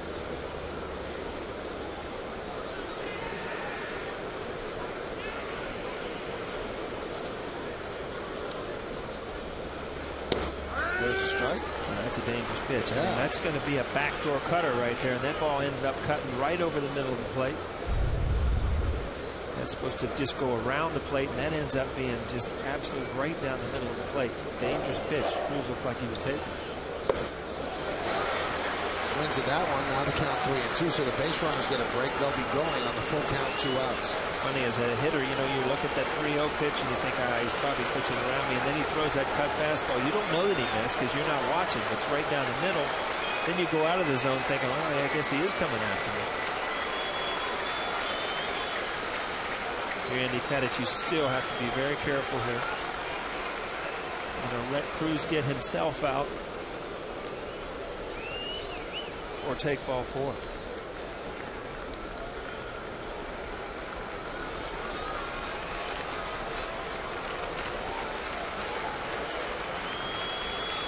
Runners go. Pitches outside, another walk, bases loaded. He's walked the bases loaded. 6 walks on the night. A dangerous decision here for Girardi. The lefty batter is up. Andy's obviously struggling. Brett Tomko's ready. If you let Andy face Murphy, he makes a mistake, he might not have a chance in the game. Looks like he's going to stick with his veteran. Well, I think you do. I think that you know as an ex-catcher that, you know, he was not going to let Cruz beat him, especially the way he's handled Murphy tonight. He had kind of a seeing eye hit, but he's had some bad hacks. And now you get out of him. And Nick Swisher just beat him to the bag, thinking about flipping to Pettitte. Didn't, and then took him himself. Very dangerous move, but the Yankees escape unscathed. Should I flip it? No. I better hustle. And he just got the corner of the bag. So the Rangers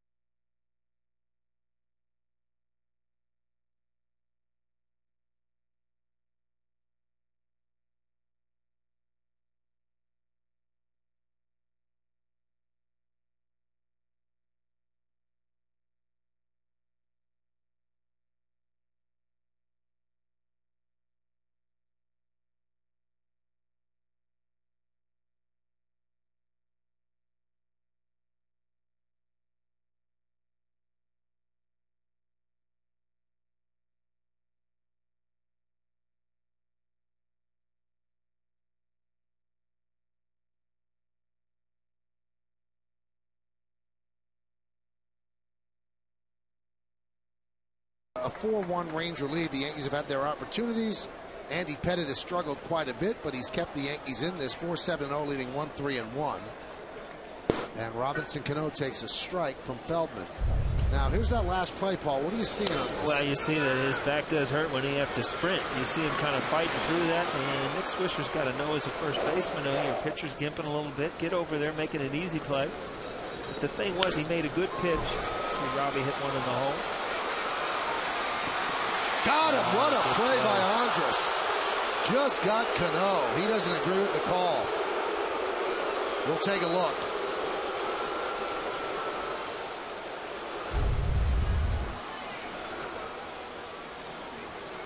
He gathers himself so he can get something on the throw. We're going to see right here if it's a good battery. Coors Light freeze cam. Pretty close there. I don't know how. You see Nick Keller right there in the background. Got a good look at it. I think he got him. Good play on both ends. But again, back to that play. I mean, Andy, he pitched around Cruz. He made his pitch. He got his out. But you see him, as sprinting to first base. He was fighting that back a little bit. But I haven't seen anything in his delivery. I mean, he might be a little tight, but seems to be throwing the ball free and easy. Just doesn't have control of that one pitch that he can go to back, every hitter. And again, bases loaded, that's a big out, kept him in the game. Do you realize though that the last time Andy walked 6 batters in a game was about 10 years ago? Yeah. October 1st, 1999, against Tampa Bay. A lot of times when you have that many walks, you look up at the scoreboard and it's 10-1. It's 4-1 here, and the Yankees have missed a couple opportunities to be in this game.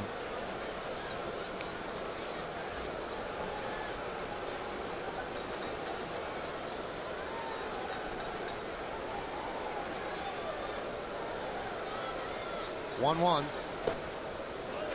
Count 2-1. Now you wonder, do they let Andy Pettitte pitch the 5th because Tomko sat down, or maybe he just sat down because he's ready. He's thrown enough. We'll see soon enough.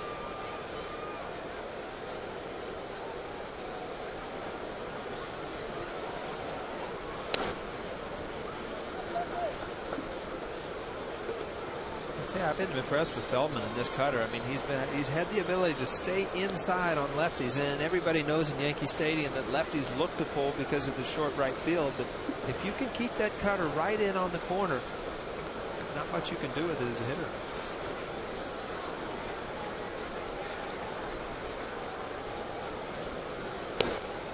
Just missed outside. Tried to go back door.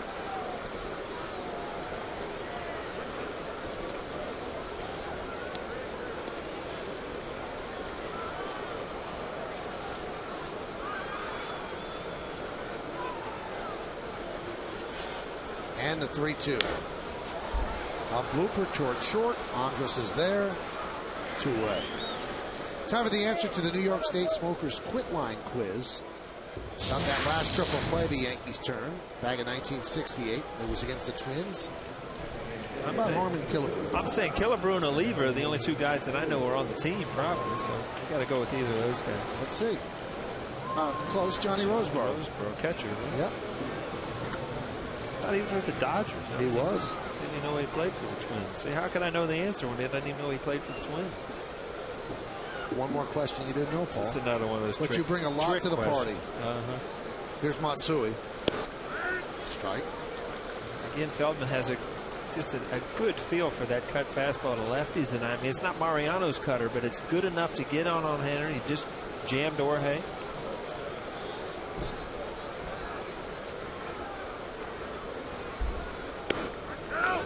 And a strike. Goes back with takes a little off and kind of runs it away. So as a hitter, you're seeing the same pitch kind of fastballs, but different spin. One's cutting in on you, one's going away. The good pitch is that one that kind of tails away. That's the ball the lefty can really handle. Strike 3. Matsui down looking, not in love with the call, but Feldman in love with that inning as he retires the Yankees in order. 1, 2, 3. Look a little up and away as we go to the top of the 5th. 4-1 Texas.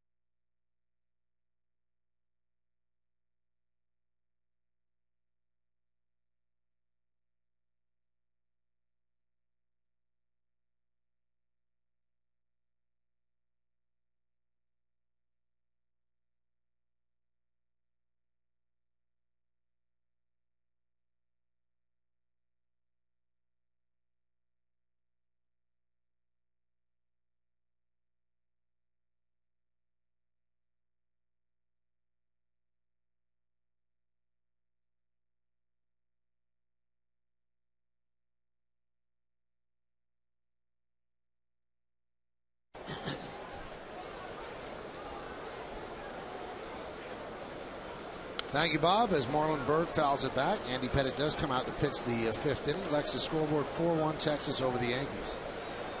Well, rest assured, Beckett will not get it because Bob's been on a real jinx run this year. He mentions it, the guy gives up a hit. It's 6 2/3. Learn something from you. Did I jinx Wells? Did I jinx Cone? Couldn't. Did you have those days off? No, I worked every inning. The 1-1.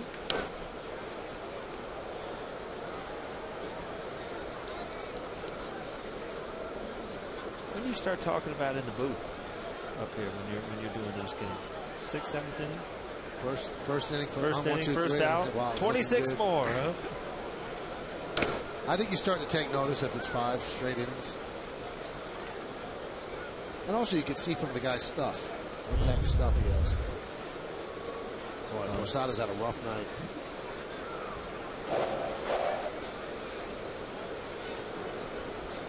This is not surprising. It never is. The 1-2. 2-2. Andy's pitch total just at 100. Boy, has he labored today. This is not easy by any stretch of the imagination. It's starting to rain here at the stadium. The 2-2. High fly ball deep center. Gardner back, still back on the track. He'll make the play in front of the wall. Well, let's check out how things are going with Beckett. And here he is, Jimmy Jinx.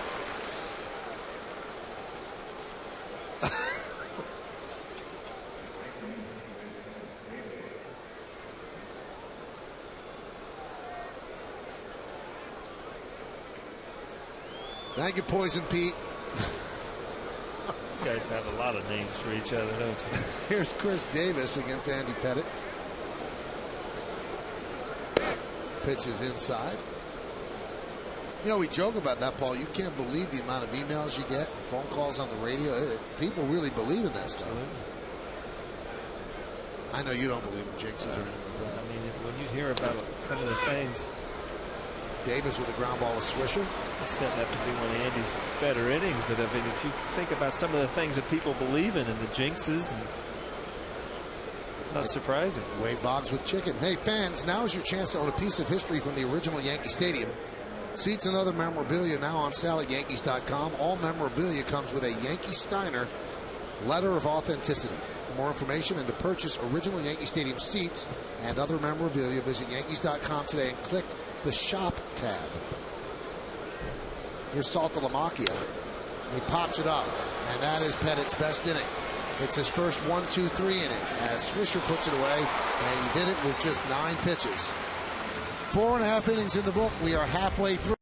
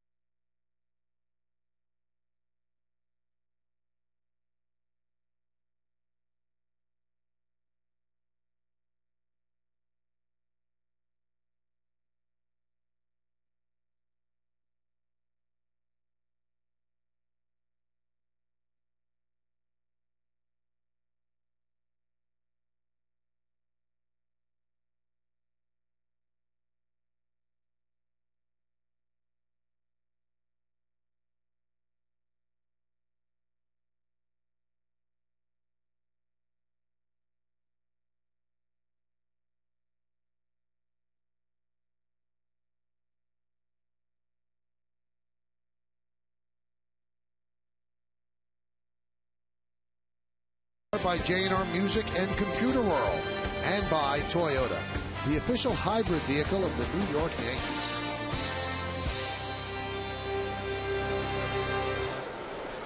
Well, we go to the bottom of the 5th inning. Melky Cabrera will lead off against Scott Feldman. And there's a strike. This is Melky's second at bat. It'll be Gardner's second at bat next. Then it'll be the 3rd time that the Yankees will face Feldman. That one is chopped back to Feldman. 1 away, and on the Lexus scoreboard, Texas is leading the Yankees 4-1. Now, I mentioned that because the first time through the order, opponents hit 205 against Feldman. Second time through, they hit 197. Then in the 3rd time, they hit 345. They're 10 for 29 the 3rd time through. So does he run out of gas? Is his stuff drop dramatically, or do they just get a better look? I think you get a better look, and you also I mean, he was from the bullpen early in the year. I mean, his arm strength is obviously getting better and better, but here's a guy, too, that wasn't a starter at the beginning of the year. But I tell you one thing, you see a curveball there. He's kept the left-handed hitters at bay by throwing cutters on that inside part of the plate all night, and he hasn't missed with it very often. And that's been his go-to pitch against lefties. He got a huge, double play with Mayrod from the right-hand side, but he's done a good job. There's a strike.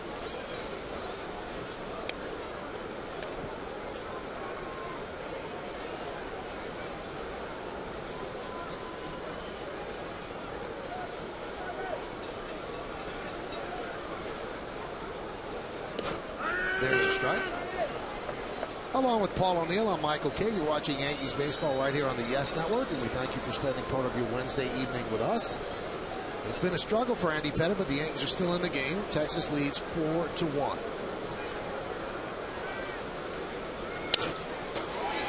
Ground ball to second. Kinsler to Davis.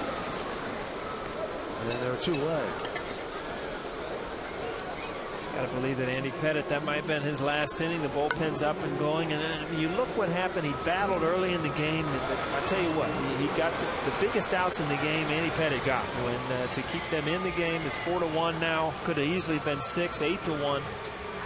Whether he was battling his back or whatever, he made some big pitches to keep this team in the game, and he didn't have his best stuff. Again, I think that he didn't have a pitch that he could go to for a sure strike tonight, and that's a tough thing to do when you're facing a team that's been on a winning streak.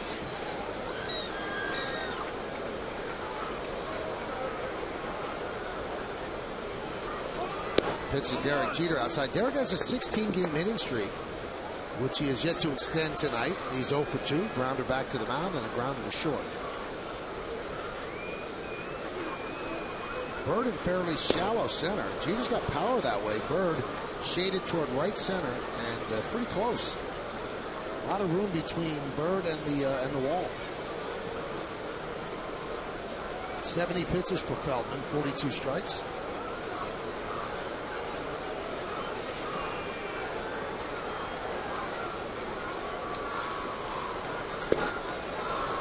Count 1-2. What you watch Feldman, and he's thrown a lot of breaking stuff, a lot of cut fastballs and something, but I mean, it's not burning up the radar gun. But in 93, 95, I mean, good enough stuff where he can challenge hitters. Just got a piece to stay alive. And again, he's been so good at that outside corner to righties, inside to lefties, that it's it's smart on his part to continually, until they beat you in a certain area, continue to throw strikes in that area.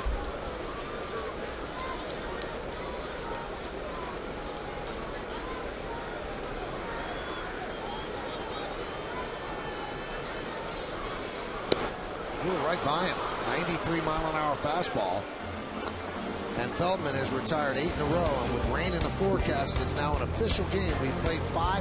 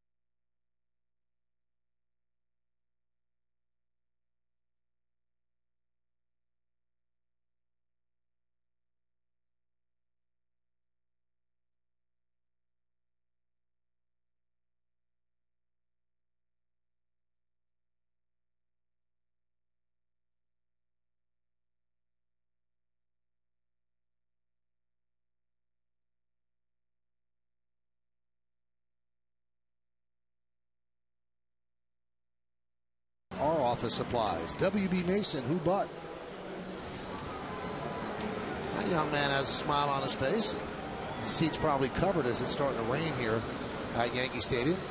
And Joe Girardi makes the call to the bullpen, brought to you by AT&T. Your world delivered. Oh, that was Eli Manning and Archie Manning. So the Manning family taking in Yankees against St. Those are good arms right there, Paul. Just throw the wrong ball, right? I bet you they could throw this one. New pitcher for the Yankees is Brett Tomko, and promptly Elvis Andrus serves a single into left field. See what Tomko's done in 6 games. He's 0-1, 5 innings, or 5 1/3 innings, 5 hits, 2 walks and a strikeout, an ERA of 3.38. Andrus is a threat to run.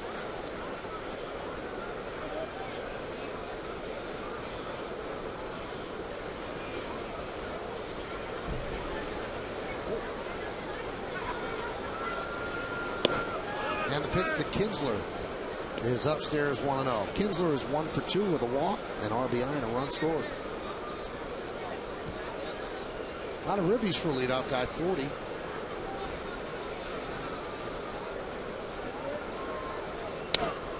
Served down the right field line, but it's a foul ball, and it makes the seats. What do you think about that Manning thing? I mean, you know, Thanksgiving dinner or something. You think they talk football? You got 2 sons that are NFL stars. You got an ex-NFL star. Pretty cool, right? And the 3rd son was supposedly a great athlete, and his back went out, but he was a wide receiver.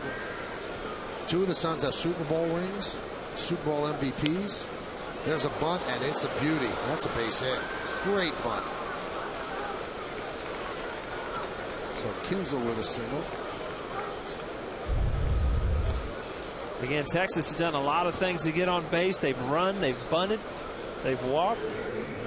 But it seems like every inning they're putting pressure on Yankee pitchers and the Yankee defense. You said it, Michael. I mean, that's textbook right there. And now you're getting to the part of the order that's dangerous. Michael Young. Andrew Jones, I guess, can be pitched to, but Nelson Cruz. So Tomko's in a jam, immediately relieving Andy Pettit. This could be 2. There's 1. On to first. It's a double play. Hit it right on the screws. That's the beauty of baseball. Can't place the ball. As Andrus moves to 3rd. You're right, Michael. In a scoring opportunity, you get a good pitch to hit. You hit it hard. But you hit right at the shortstop. Tell you what, if you're Texas, though, I mean, you almost think that somehow that, you know, you got to get something going there just to tack on another run. You haven't scored in a while. You haven't put this game out of reach. And again, it's so hard to think of bunting or hit and run when, you know, you have a guy like Michael Young, who's a big part of your offense.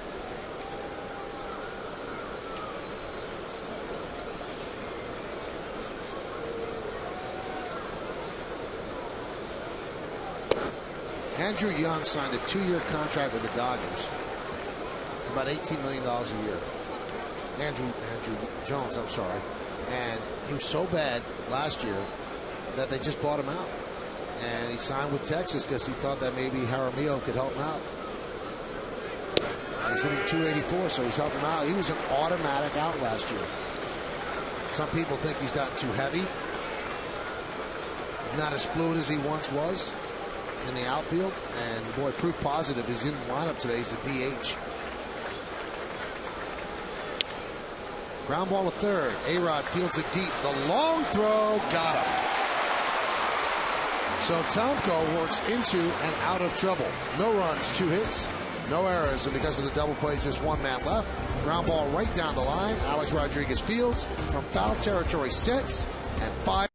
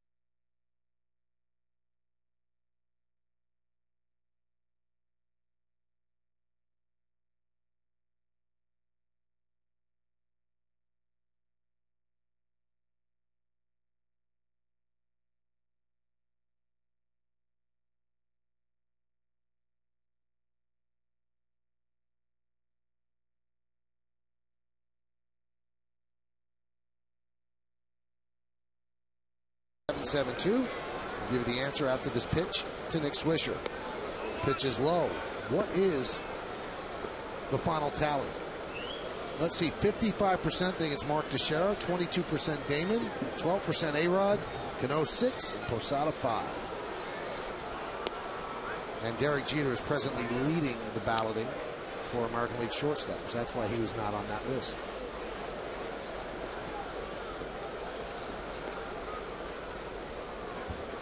Feldman's at 75 pitches, very economical, as Swisher fouls it away. And Feldman's thrown 100+ pitches in his last 4 starts. Not bad for a guy who made the transformation from the bullpen. 47 strikes, 29 balls. And because Nelson or Nolan Ryan has passed down this edict from above as the president, they don't want to worry too much. They don't want to stress over pitches that much. He thinks that pitches should be able to go, give them length. I think that's a novel thought, and if you're going to raise your pitchers like that in the organization, great. But how often does a team have all 5 starters coming out of their organization? You're going to get for people, you're going to make trades for people, sign people from other teams, and they're not going to be quote unquote bred that way. It's going to be hard to do. 2-2. Yeah, but if that's a mindset here, I mean, how many young pitchers are going to come into an organization and argue with Nolan Ryan? I mean, he's an idol to most guys that grew up being pitchers. So, I mean, if it's a mindset in this organization and it works, don't think it's not going to show up in other places too, because it's funny. It's whatever's going on in the culture of baseball right now. You see how teams change all the time. And strike 3 to Nick Swisher. So on his 46th full count, he strikes out looking and is unhappy with Hunter Wendelstedt. Tonight after the postgame, the celebrated coach of the Duke Blue Devils, Mike Krzyzewski, sits down with the all-new center stage with Michael Kay to talk about his incredible career in coaching the gold medal winning USA basketball team. It's a brand new center stage tonight after the postgame, only on Yes. You got to watch the postgame first, Mike. Yes. I'll tell you what, that's a good show. He was really good. And because you asked me, and because there's a certain kinship, we're teammates now up here, I said to Coach Krzyzewski, I said, Paul O'Neill wants to know if he and his son can come watch practice down at Duke. He didn't say who? And he said, Paul O'Neill wants to watch practice? I said, yeah. He said, open invitation. Absolutely. That's cool. So I'm going with you guys. Yeah. And they're going to cater it, too. I heard they cater practice. We'll bring the pizza ourselves. How's that? That'd be cool, huh? That would be great. I'm sure he runs a very organized practice. Yeah. Ground ball up the middle. Andrew shows a lot of range. And Damon eludes the tag by Davis. That should be an error on the shortstop. He had more time than he thought. Andrews gets to the ball in plenty of time. Take a look at the Coors Light freeze cam. Freeze it right there. Oh, what a shot. What a shot, huh?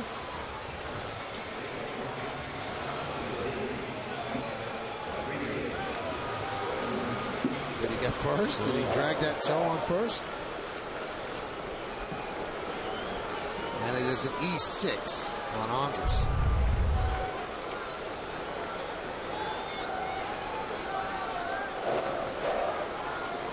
Boy, it must have been the nail on his big toe that got first base. A little spark off his spike. Maybe. Here's Alex Rodriguez. He had an opportunity to get the Yankees back in this in the third. Bases loaded, one out. Ground ball to third, a 5-5-3 double play. It's funny, you look at those plays right then, and they happen so quick when you're playing. And you know how it's kind of difficult to stutter step and reach back when you have metal spikes. I mean, it's very easy for him to catch, and you trip and everything else. And it's not like running in tennis shoes or something. I mean, there's spikes on the bottom of this shoe right here, and you know, every time you try to stop and take another step, it's very easy to catch that spike on something. They never went back and tagged him anyway, so once Johnny got to first, that did complete the touch with the first base umpire. Brian Knight thought he did touch the bag. He signaled safe.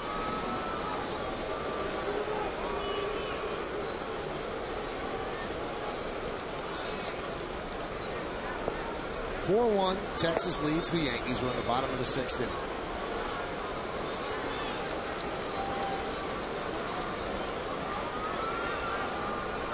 Damon goes. And the pitch foul back. I don't know if that was a hit and run, but if it was, Paul, I don't mind the idea because I think they're trying to get Alex to go to right field, and that was the hole. Yeah, and I mean, the pitch was away.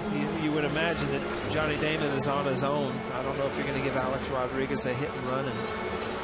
But again, you're right. Sometimes when hitters are getting pull conscious or things like that, you will throw a hit and run out there just to have them see the ball and hit it where it's pitched. One other thing about Krzyzewski, do you realize that in a couple of weeks he's going to get the same award that you got a couple of years ago, the Father of the Year award here in New York? Oh, is that right? Yeah. That was a neat banquet. Yeah, I enjoyed that. He seems to me like a Mr. Details guy. You know, I mean, after just doing that center stage, you get a feel of that. Yes, absolutely. He's got it all together, and that's why he gets respect from both college and pro players. Yeah, he's one of those guys that you just, any player that ever played for him, have you ever heard a bad thing said about him? No.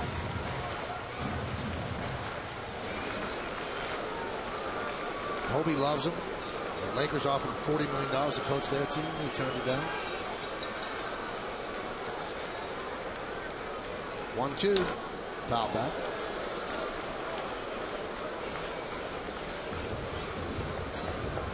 I get the feeling that when you get back to the penthouse hotel room you have, that you're going to be watching center stage today. Maybe. Yeah. Aaron and I. Aaron's my son who loves basketball, so wait till I tell him we got an open invitation. We'll watch Duke.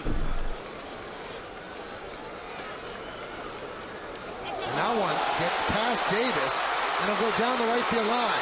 David makes the turn. He's going for third. The throw is off the glove of Young, but Feldman backs up. So that is a costly error. 2 errors here are allowed. Damon at third with 1 out. You see that there's really no chance for Davis, and this kind of with that ricochet gets caught in nowhere. Nobody can get to it quick enough. And I tell you what, if Michael Young doesn't get a glove on this ball, he just knocks it down enough where Feldman can get over there. If he doesn't get a glove on the ball, Johnny Damon scores because that ball is going to the bleachers. Johnny Damon, you see, doesn't rely on his third base coach, gets a read, knows he can score.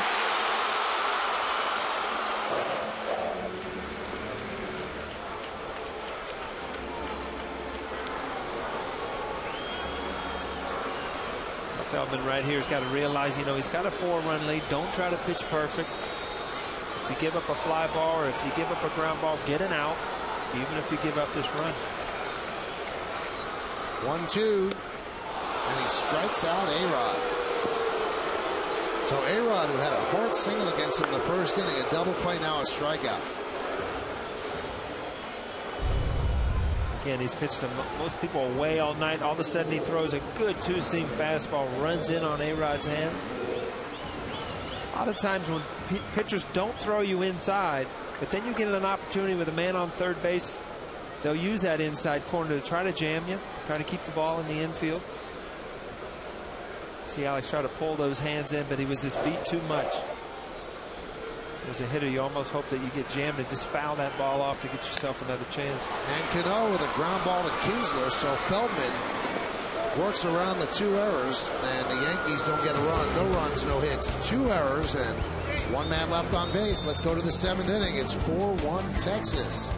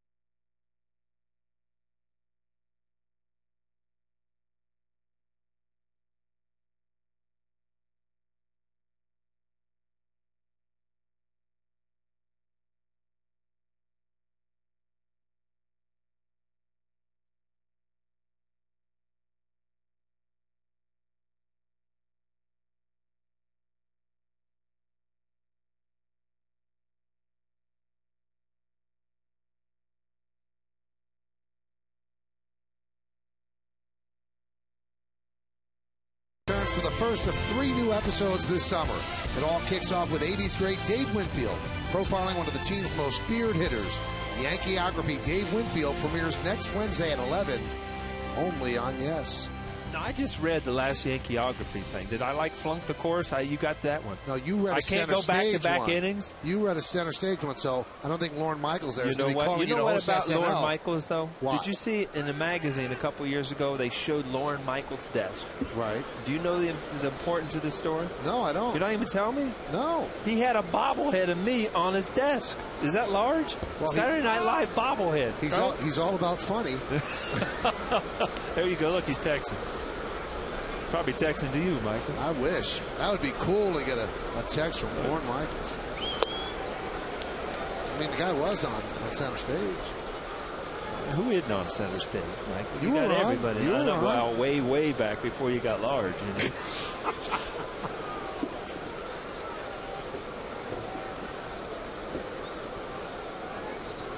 And the 1-2. Low and away, 2-2.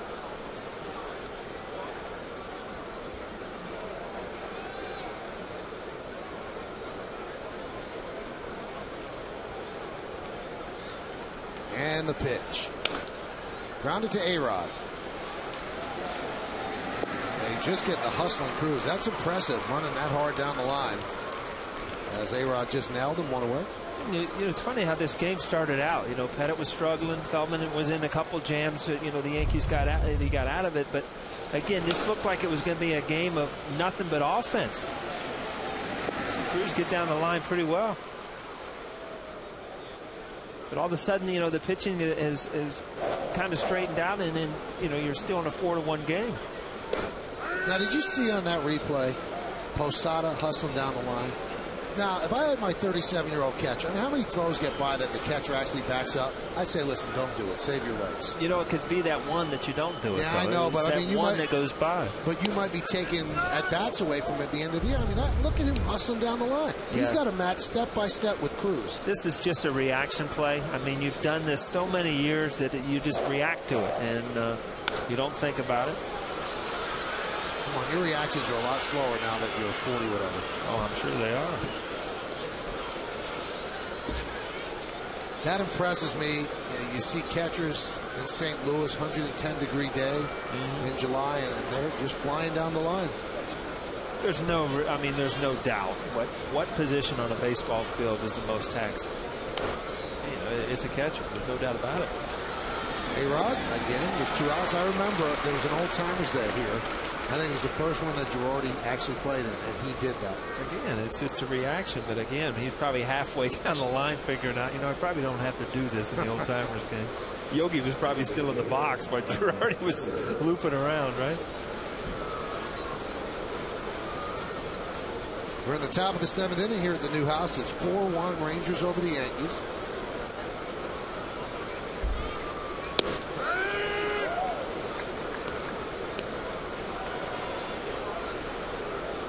Now, do I have funny friends, Paul? Somebody just texted me and said, hi, I'm Lorne Michaels.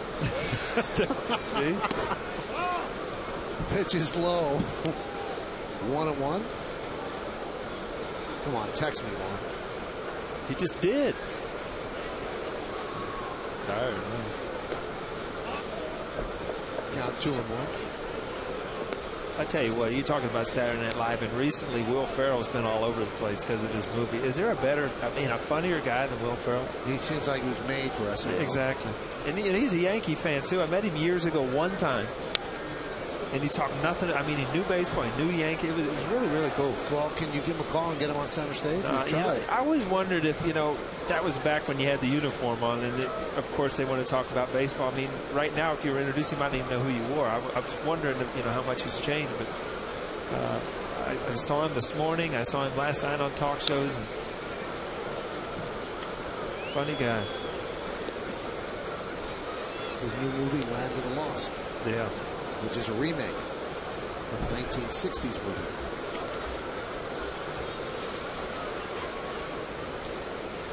Swing and a miss. That's an impressive inning for Brett Tomko. He retires the Rangers in order 1-2-3. Now it's up to the Yankee offense to get something going. As at the end of 6.5, the Rangers lead the Yankees 4-1. Time for the 7th-inning stretch, but we'll stay right here.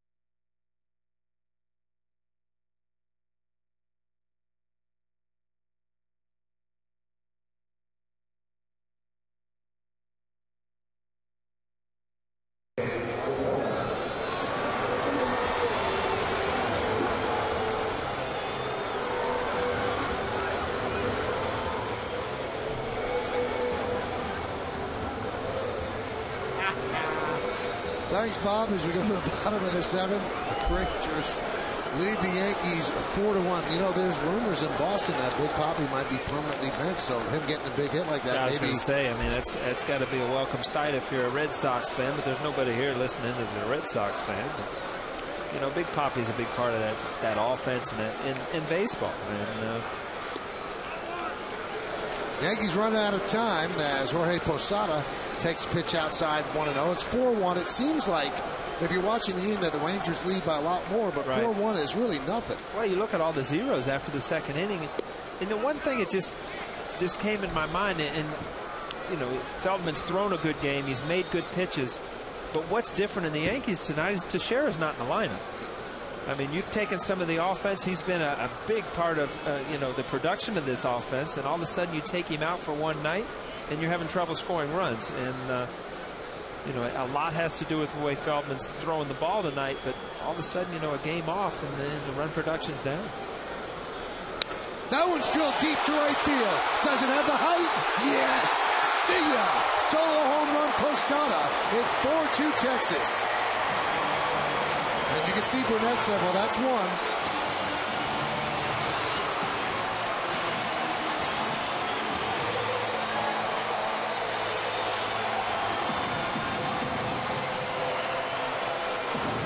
Boy, Posada is really swinging the bat well. From last night to tonight, he's had some of the best at-bats. And this ball right here, before I talk and get it out, it's going to be in the bleachers. That's just a dead 2-iron line drive right down the line. And that's that cut fastball It kind of loses its cut at the end, and it becomes just a fastball in the inner part of the plate. Any angle you want to look at it, that's a bullet.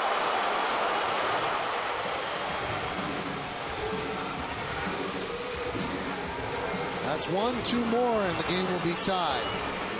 So Posada with his 8th home run of the year. 24th ribby. Remember, he missed 22 games.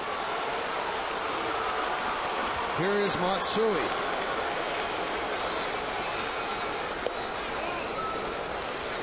Count 1-0. Smart pitch right there by Saltimbanqui. I mean, you give up a home run on that cut fastball, so what? It's been so successful all night. You've got to stick with it. You see C.J. Wilson up in the pen. Had a good year out of their bullpen.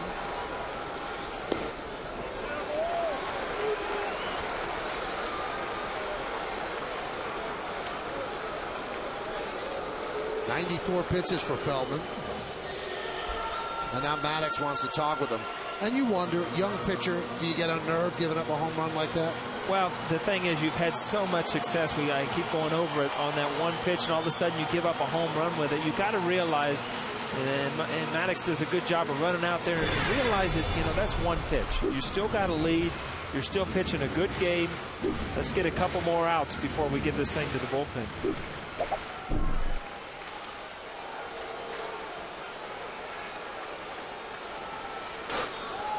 Popped up. Left side of the infield. The third baseman Young called off by Andrus. And there's one away. Hey, fans, celebrate the inaugural season of Yankee Stadium this Friday, June 5th. The Yankees take on the Rays with a special giveaway. The first 18,000 fans, 21 and older, are going to receive a Yankee Stadium figurine courtesy of Sports Authority. For tickets, log on to Yankees.com. Visit the Yankee Stadium ticket window, Yankees clubhouse shops, or you can call Ticketmaster at 877-469-9849.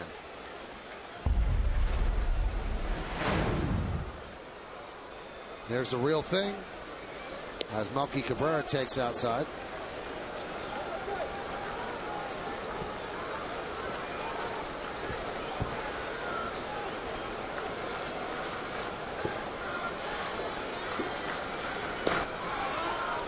And Feldman this inning falling behind more than he has been as he's closing in on 100 pitches. He's at 97. Brett Gardner on deck. Ground ball up the middle. Kinsler fields off balance throw. Not in time. Base hit for Cabrera.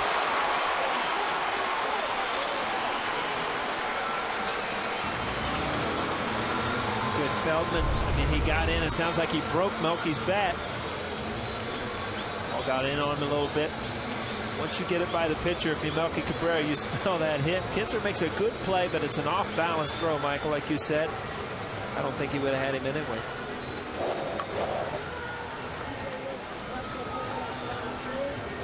Well, with the lefty Gardner due up, he's going to take the ball from Feldman. He's going to call on his left-hander C.J. Wilson. So Texas holding on, leading 4-2. Wilson against Gardner. When we get back, you come with us.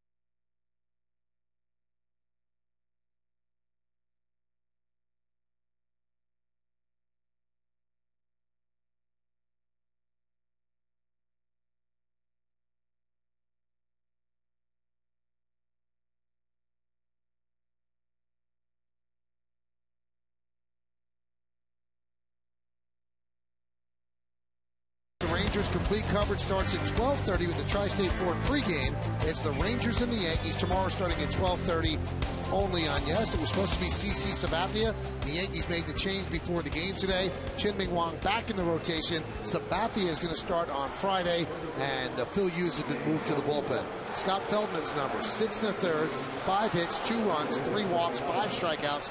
He threw 98 pitches. He leaves a runner at first base. He's leading 4-2, and he turns it over to C.J. Wilson. Those are the numbers on Wilson. And there's a strike. Wilson's last 7 appearances, 5 2/3 innings, 4 hits, 2 walks, 2 strikeouts, no runs.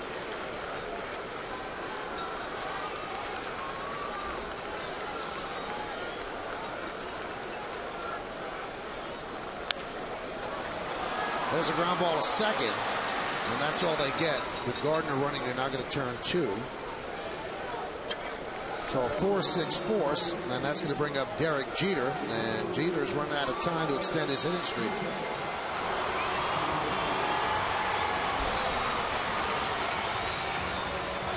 And if you look at Gardner's bat, I mean, first pitch slider away, and as a left-hander, all of a sudden you start to inch out there to cover that slider away. Wilson throws him a hard two-seamer in on his hands. Good piece of pitching.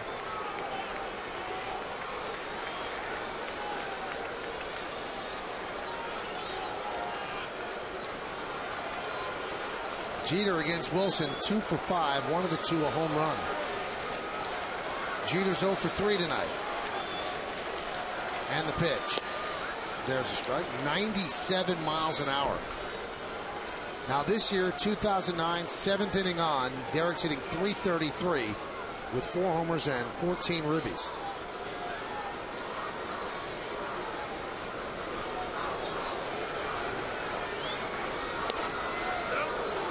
That one he took a little something off, 96 miles an hour on the outside corner. Took a little bit off. Yep. I'll tell you what, and it's funny because what's surprising is you don't see a lot of left-handers coming out of the bullpen throwing 96 miles an hour with a breaking ball. So, you know, you went over his recent stats, and it's not surprising when you see a guy throwing like this.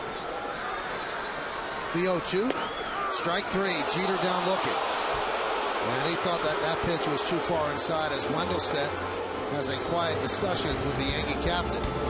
Must have nipped the inside corner, but the Yankees get a run on 2 hits, no errors, and 1 man left. And Scott Feldman likes what he sees.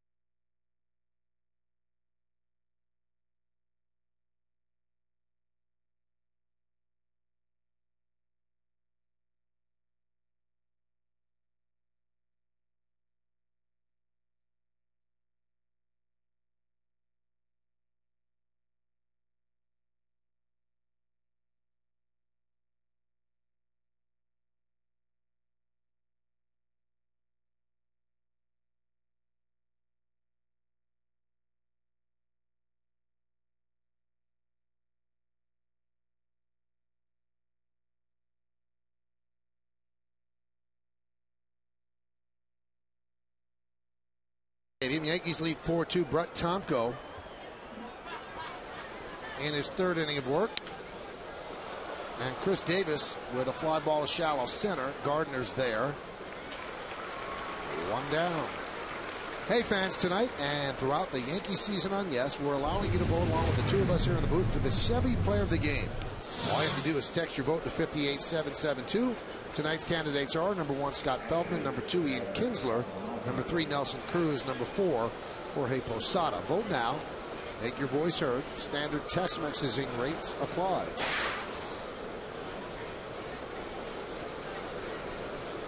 Here's Saltalamacchia. There's a strike.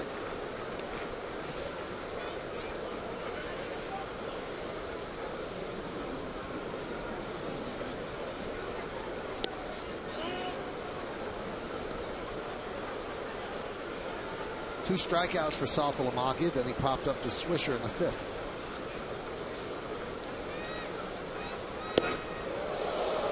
And Saltalamacchia skips rope. It's been very quiet. We haven't talked much about it. See Tomko trying to reach back and run one in on his kneecap there. But he's done a great job catching. Defensively, handles the pitchers well. And a lot of times when you turn it, as an organization, kind of turn it around as a pitching organization, a lot has to do with the catcher, too. So you have to give him credit. Done a good job defensively. Calling the game.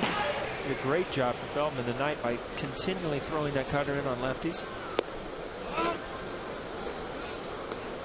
Count is full at 3-2.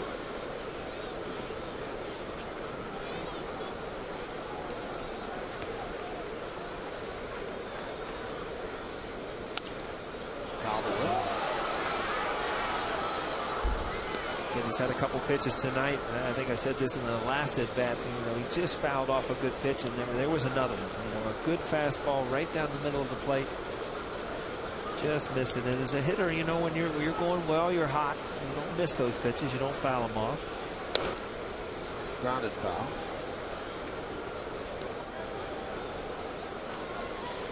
Did you hear that Teixeira thing was just a one-day? Yeah, they think he should. The X-rays were negative. So should be back in the lineup tomorrow. Strike 3. Saltalamacchia down looking. Tossed the bat away and was heading to first.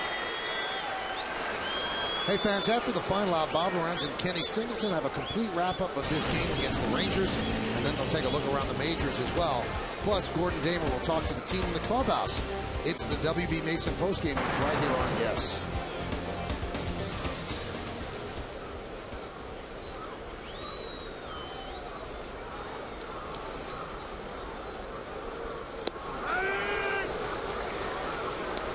There's a strike to Elvis Andrus. 2 for 2 with a walk. 2 stolen bases, a run scored. Foul back. Tomko's come in and kept the Rangers right where they were. That's all you can ask from a guy coming out of the bullpen.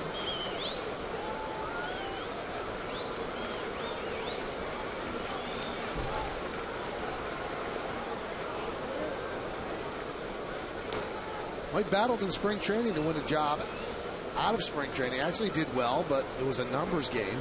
Went down to the minor leagues. Yankees had to call him up by a certain date or he could just declare himself a free agent. He's done a nice job up here. It's funny. It's kind of the reversal of Feldman. I mean, Feldman came from the bullpen. Now he's doing great things as a starter. In most of Tomko's career, especially early in his career, he was a starter, 4th, 5th starter on a couple teams, and now he's found, kind of a place out in the bullpen. That one's popped up. Nick Swisher near the seats. And he can't make the play. Ran out of room.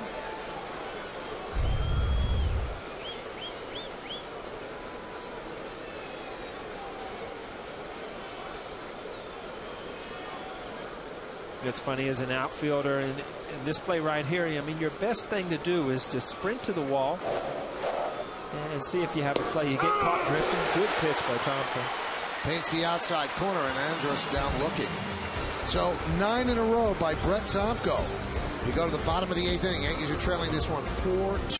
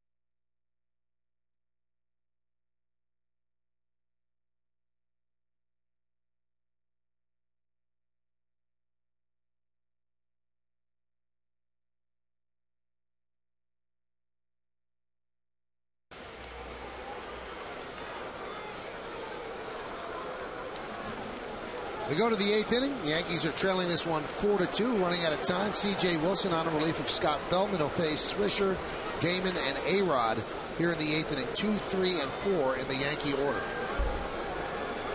Nick is 1 for 2, doubled in the first, and scored the Yankees' first run on a single by A-Rod. The Yankees have already had 4 wins when trailing after 7 innings. They had 4 all of last year in those situations.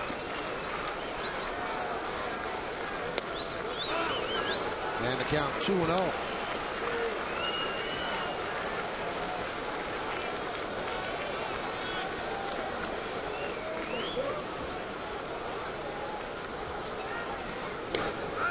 Took something off that pitch and laid it in there for a strike. Crowd of 44,452 here at the ballpark. There's that good fastball strike on the inside corner, 2-2. That's impressive. 96, 97 with a good breaking ball. Again, you talk about kind of the reversal of things here in Texas. It's becoming more of a pitching organization, and Wilson a big part of that bullpen.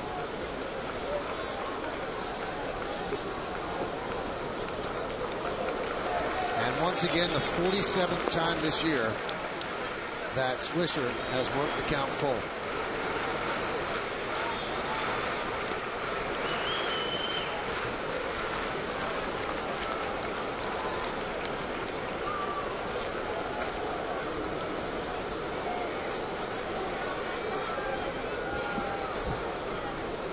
Payoff. Grounded in the hole. Grabbed there by Andres. The off-balance throw. Almost got him, but not in time. Good stretch by Davis. What a play by Andres.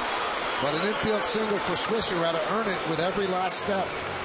You see Swisher's route to first base. He ends up 3 or 4 feet on the infield lawn there. Andres makes a great play, kind of like Derek Jeter has made over the years. Well, there it is right there. He never even came up with it. I wonder if he'd come up with it if he would have gotten it. It would have been close. I don't know. You see Swisher, all of a sudden you look down, you're like, where am I? I'm taking a kind of a loop route here.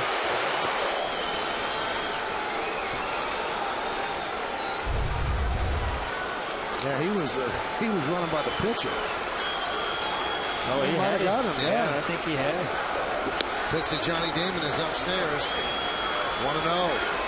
So the tying run is at the plate for the Yankees. Alex Rodriguez is on deck. Frank Francisco, the closer for this team. Nick Kelleher with the play.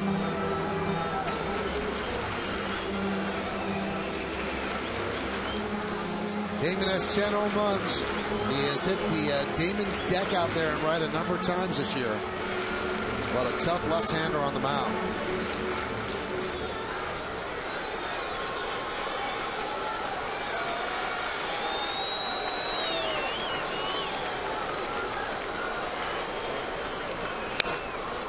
Boy, no one breaks more bats than Johnny Damon.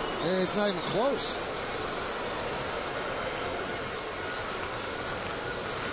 Nick Keller's first error of the year. Picked a couple. Said never booted. Some coaches don't even like to try. That's right. You don't try, you can't make it in. Well, he's the next big league player. He knows how to get down there and catch that ball.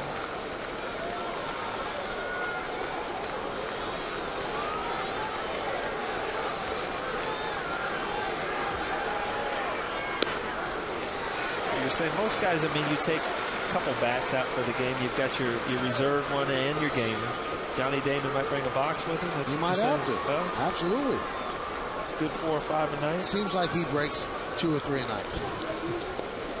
You know, what's funny is he'll get jammed with the most unorthodox swing you've ever seen, but then, you know, before the night's over, he'll center one up and hit it in the upper deck. It's crazy.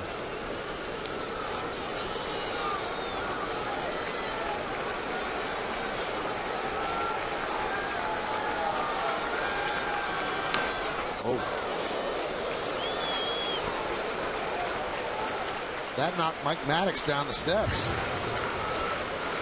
Now he's trying to act cool, but he came down 3 steps quickly. Trainer checks him out. pulled hammy. There's a quick back pedal. Ron Washington wants no part of it. The white flag up there. And that's there for a reason.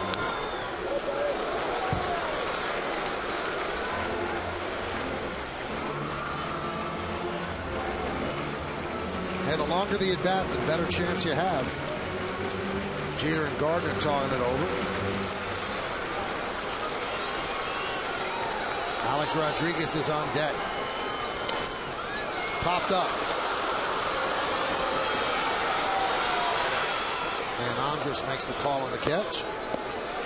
Time to take a look now at the Land Rover drive of the game, and this took place in the previous inning, Paul. Yeah, Jorge Posada, we talked about how well he's been swinging the bat. And an absolute line drive. His 8th home run of the year. Last couple of nights, Georgie has swung the bat extremely well. Now, this could be a fun matchup. You got a guy who throws 96. You got Alex Rodriguez, who if he centers up in 96, could put one in the left field bleachers to tie the game. He drove in a run in the first, but he's left 4 runners on since then. Bases loaded in the 3rd inning. He wrapped into a double play, and then a runner on 3rd with 1 out in the 6th inning. He struck out. 97 to count 1-0.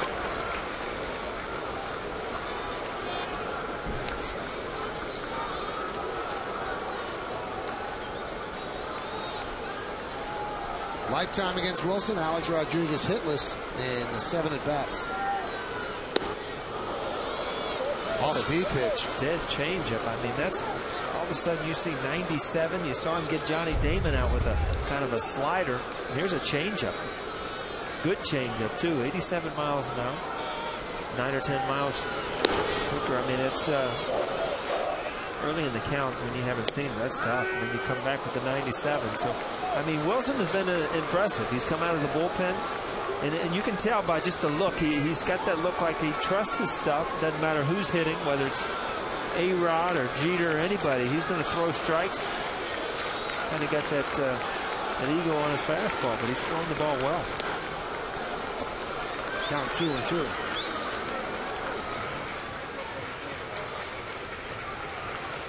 Seventh inning or later this year, 292 for A-Rod. Overall 253. He has 3 home runs and 8 runs batted in.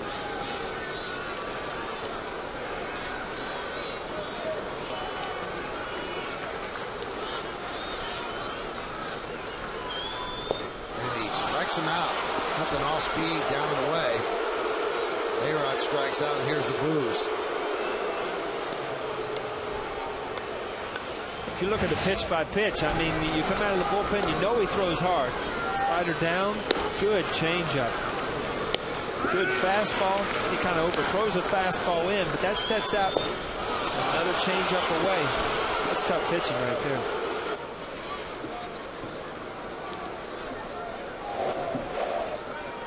Here's Robinson Cano. He's 0 for 3. 97 up high, 1-0.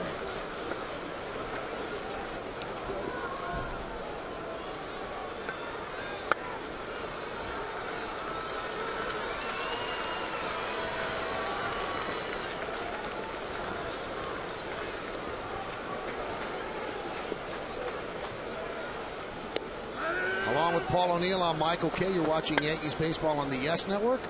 And we thank you for joining us on this Wednesday evening. We're in the bottom of the 8th inning, and the Rangers lead the Yankees 4-2. You know, I'm just thinking, looking at Wilson come out of the bullpen, guy throws this hard. Is he a guy that, you know, you give a couple days off like Jabba almost a couple years ago, but, you know, this is his 24th appearance, so he obviously can pitch a lot of games, keep this velocity. What a strength to have in the bullpen as a left-handed reliever that can get out right-handers and left-handers just because of his velocity. And obviously has a good changeup he uses to righties. He got A-Rod with. He got that pop-up to Johnny Damon before that with the slider. So chop over the mound. And this Andres could play some shortstop as he guns down Cano for the final out. How many shortstops make that play?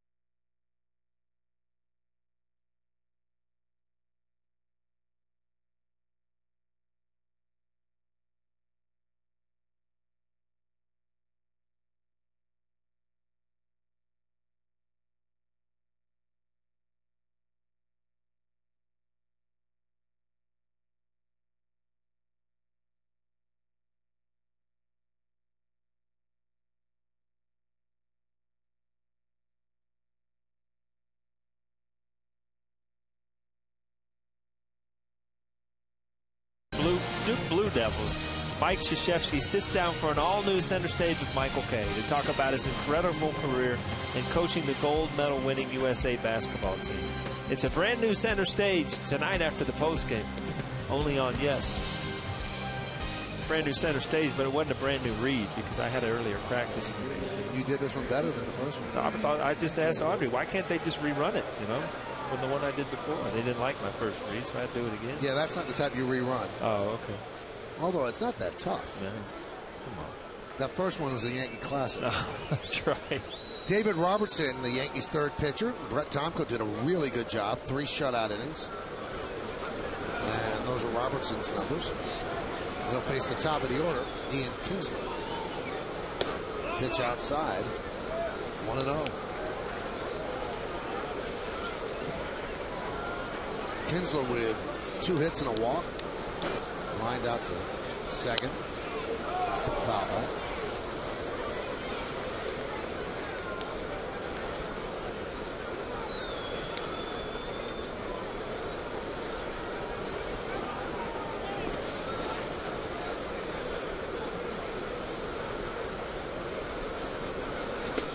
Robertson, a good fastball and a very good curve.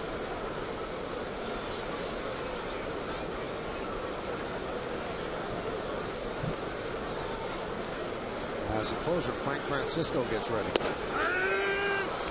Count 2-2.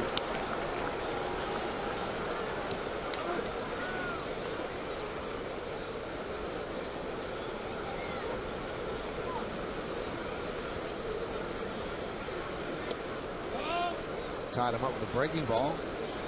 And a count 3-2. You talk about Francisco, and he's known around the league for having great stuff as being a tough closer. But I tell you what, Wilson out of the pen tonight had closers kind of stuff.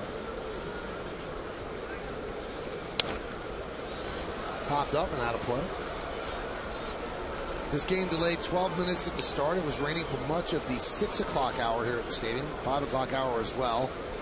Didn't even seem as if we would be able to have baseball, but it cleared up. There's been intermittent showers throughout the game, but nothing that would impact the game. And here we are in the 9th inning. And Kinsler works a walk. Time now to take a look at the play of the game, brought to you by Geico. 15 minutes could save you 15% on car insurance. Well, with bases loaded, I don't know if it's the best defensive play we've seen all night, but I tell you what, this play right here, the score holds up, is what changed the game for the Texas Rangers. Double play, bases loaded. That was in the 3rd inning. The game was still young. And that could be a game changer, as Paul said, especially if it ends up this way. They picked off Kinsler. He was sleeping against the right-hander, and he gets tagged out by Swisher.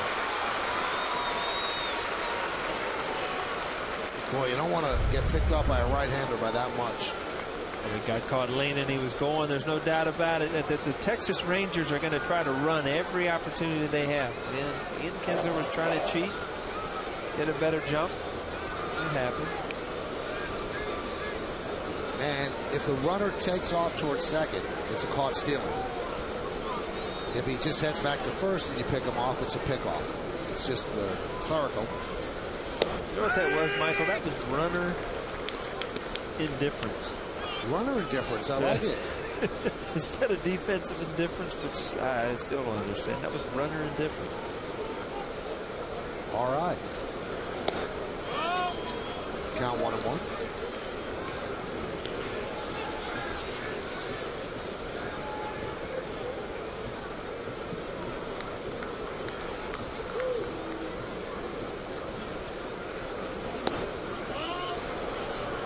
Count 2-1.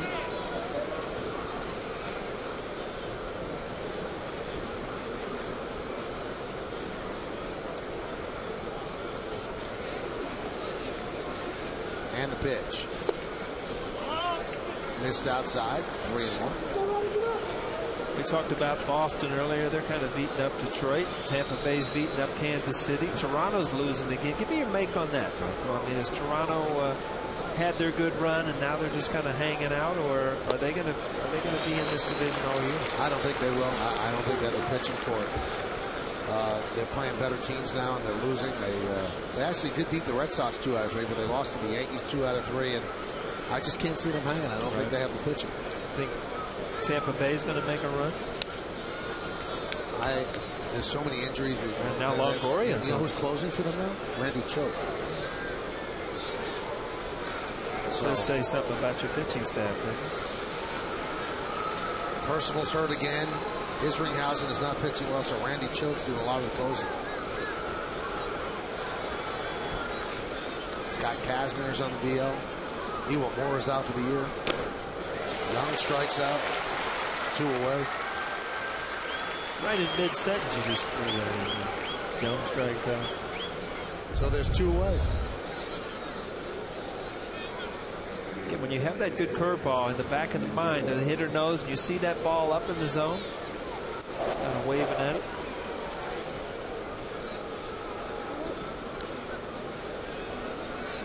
Mike, we just gave you an award. We gave you the play of the game for that double play return. So. Andrew Young. Why I keep saying Andrew Young? You're getting me messed up too. Michael Young and Andrew Jones. I'm starting to believe you over here.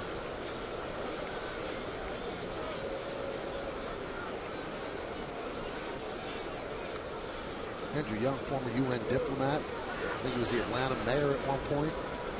This is Andrew Jones, used to be the Atlanta center fielder. Off the end of the bat. Damon is there, and that's going to do it.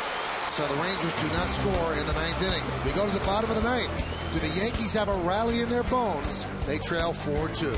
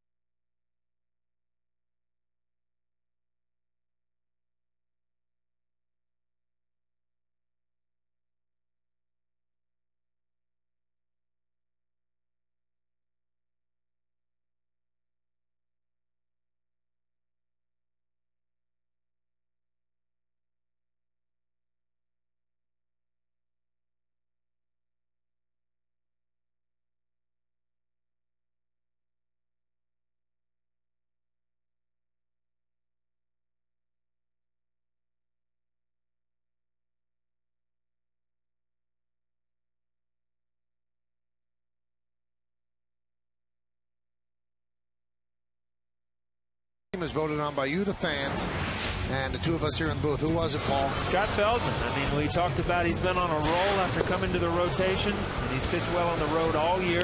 6.1 innings pitched, 5 hits, 2 runs, 98 pitches. But I'll tell you what, he threw the ball well. Nothing fancy, just went after people and stuck with what was working, was that cut fastball in on lefties. Stayed with it all night. Now here's Frank Francisco. Will try to close it out. The Rangers lead 4-2. Yankees won last night 12-3. So the Rangers trying to even the series in the middle game. The 3rd game of the series is tomorrow. It's a 12:30 start with our pregame show. And then 1:05 with the first pitch. And Chin-Ming Wong back in the rotation will get the start for the New York Yankees. Starting for the Texas Rangers, it'll be Brendan McCarthy, a right-hander. Now, in Francisco's last outing, he gave up a run for the first time this season. So, a 0.48 ERA, 11 hits in 18 and 2/3 innings, 19 strikeouts, 5 walks, and he's picked up 11 saves. Kind of like Mariano numbers there, huh? Hard-throwing right-hander. He'll face Posada, Matsui, and Cabrera.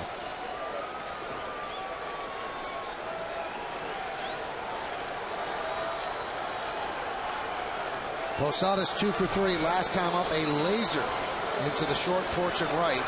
His 8th home run of the year.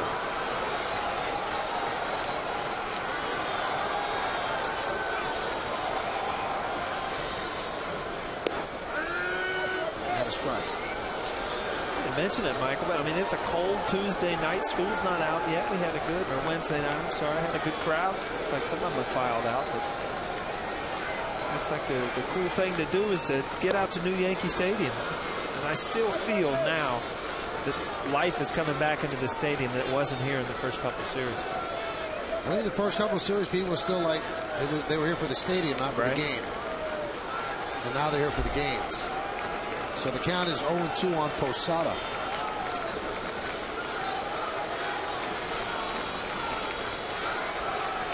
The 0-2. 1-2.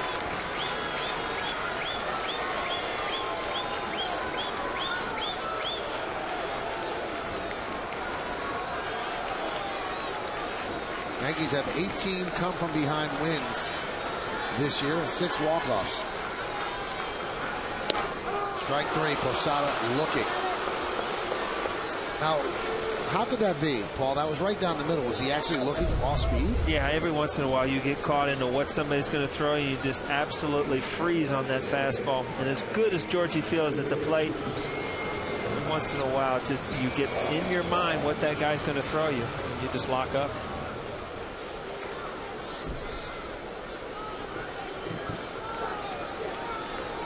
There's Matsui.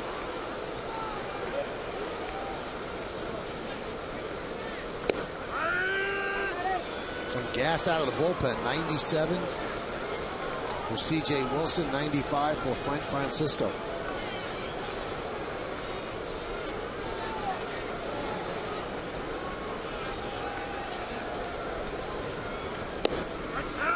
More gas. And another strike.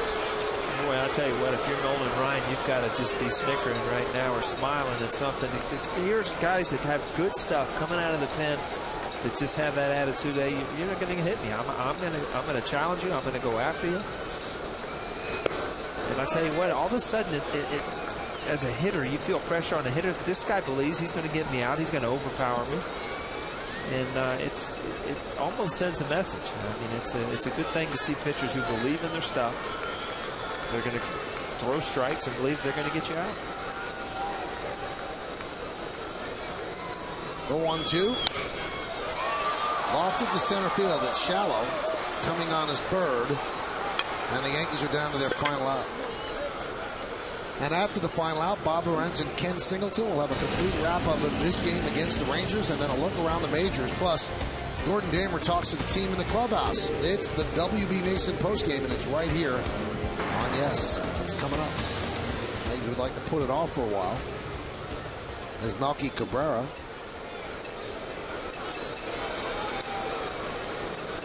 Melky's 1 for 3. Foul back.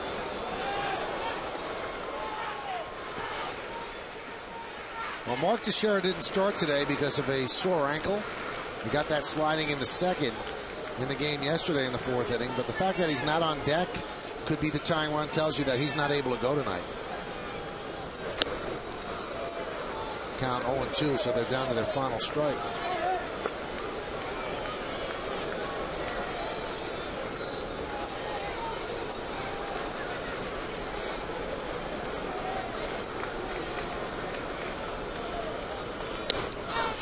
Popped up. Kinsler back, and he'll make the play, and that's going to do it as Francisco works a 1-2-3 ninth, and the Rangers win this one 4-2. So Derek Jeter's 16-game hitting streak is over. He was 0 for 4 tonight. Alex Rodriguez didn't get it done in the clutch a couple of times, and the Yankees lose this one 4-2.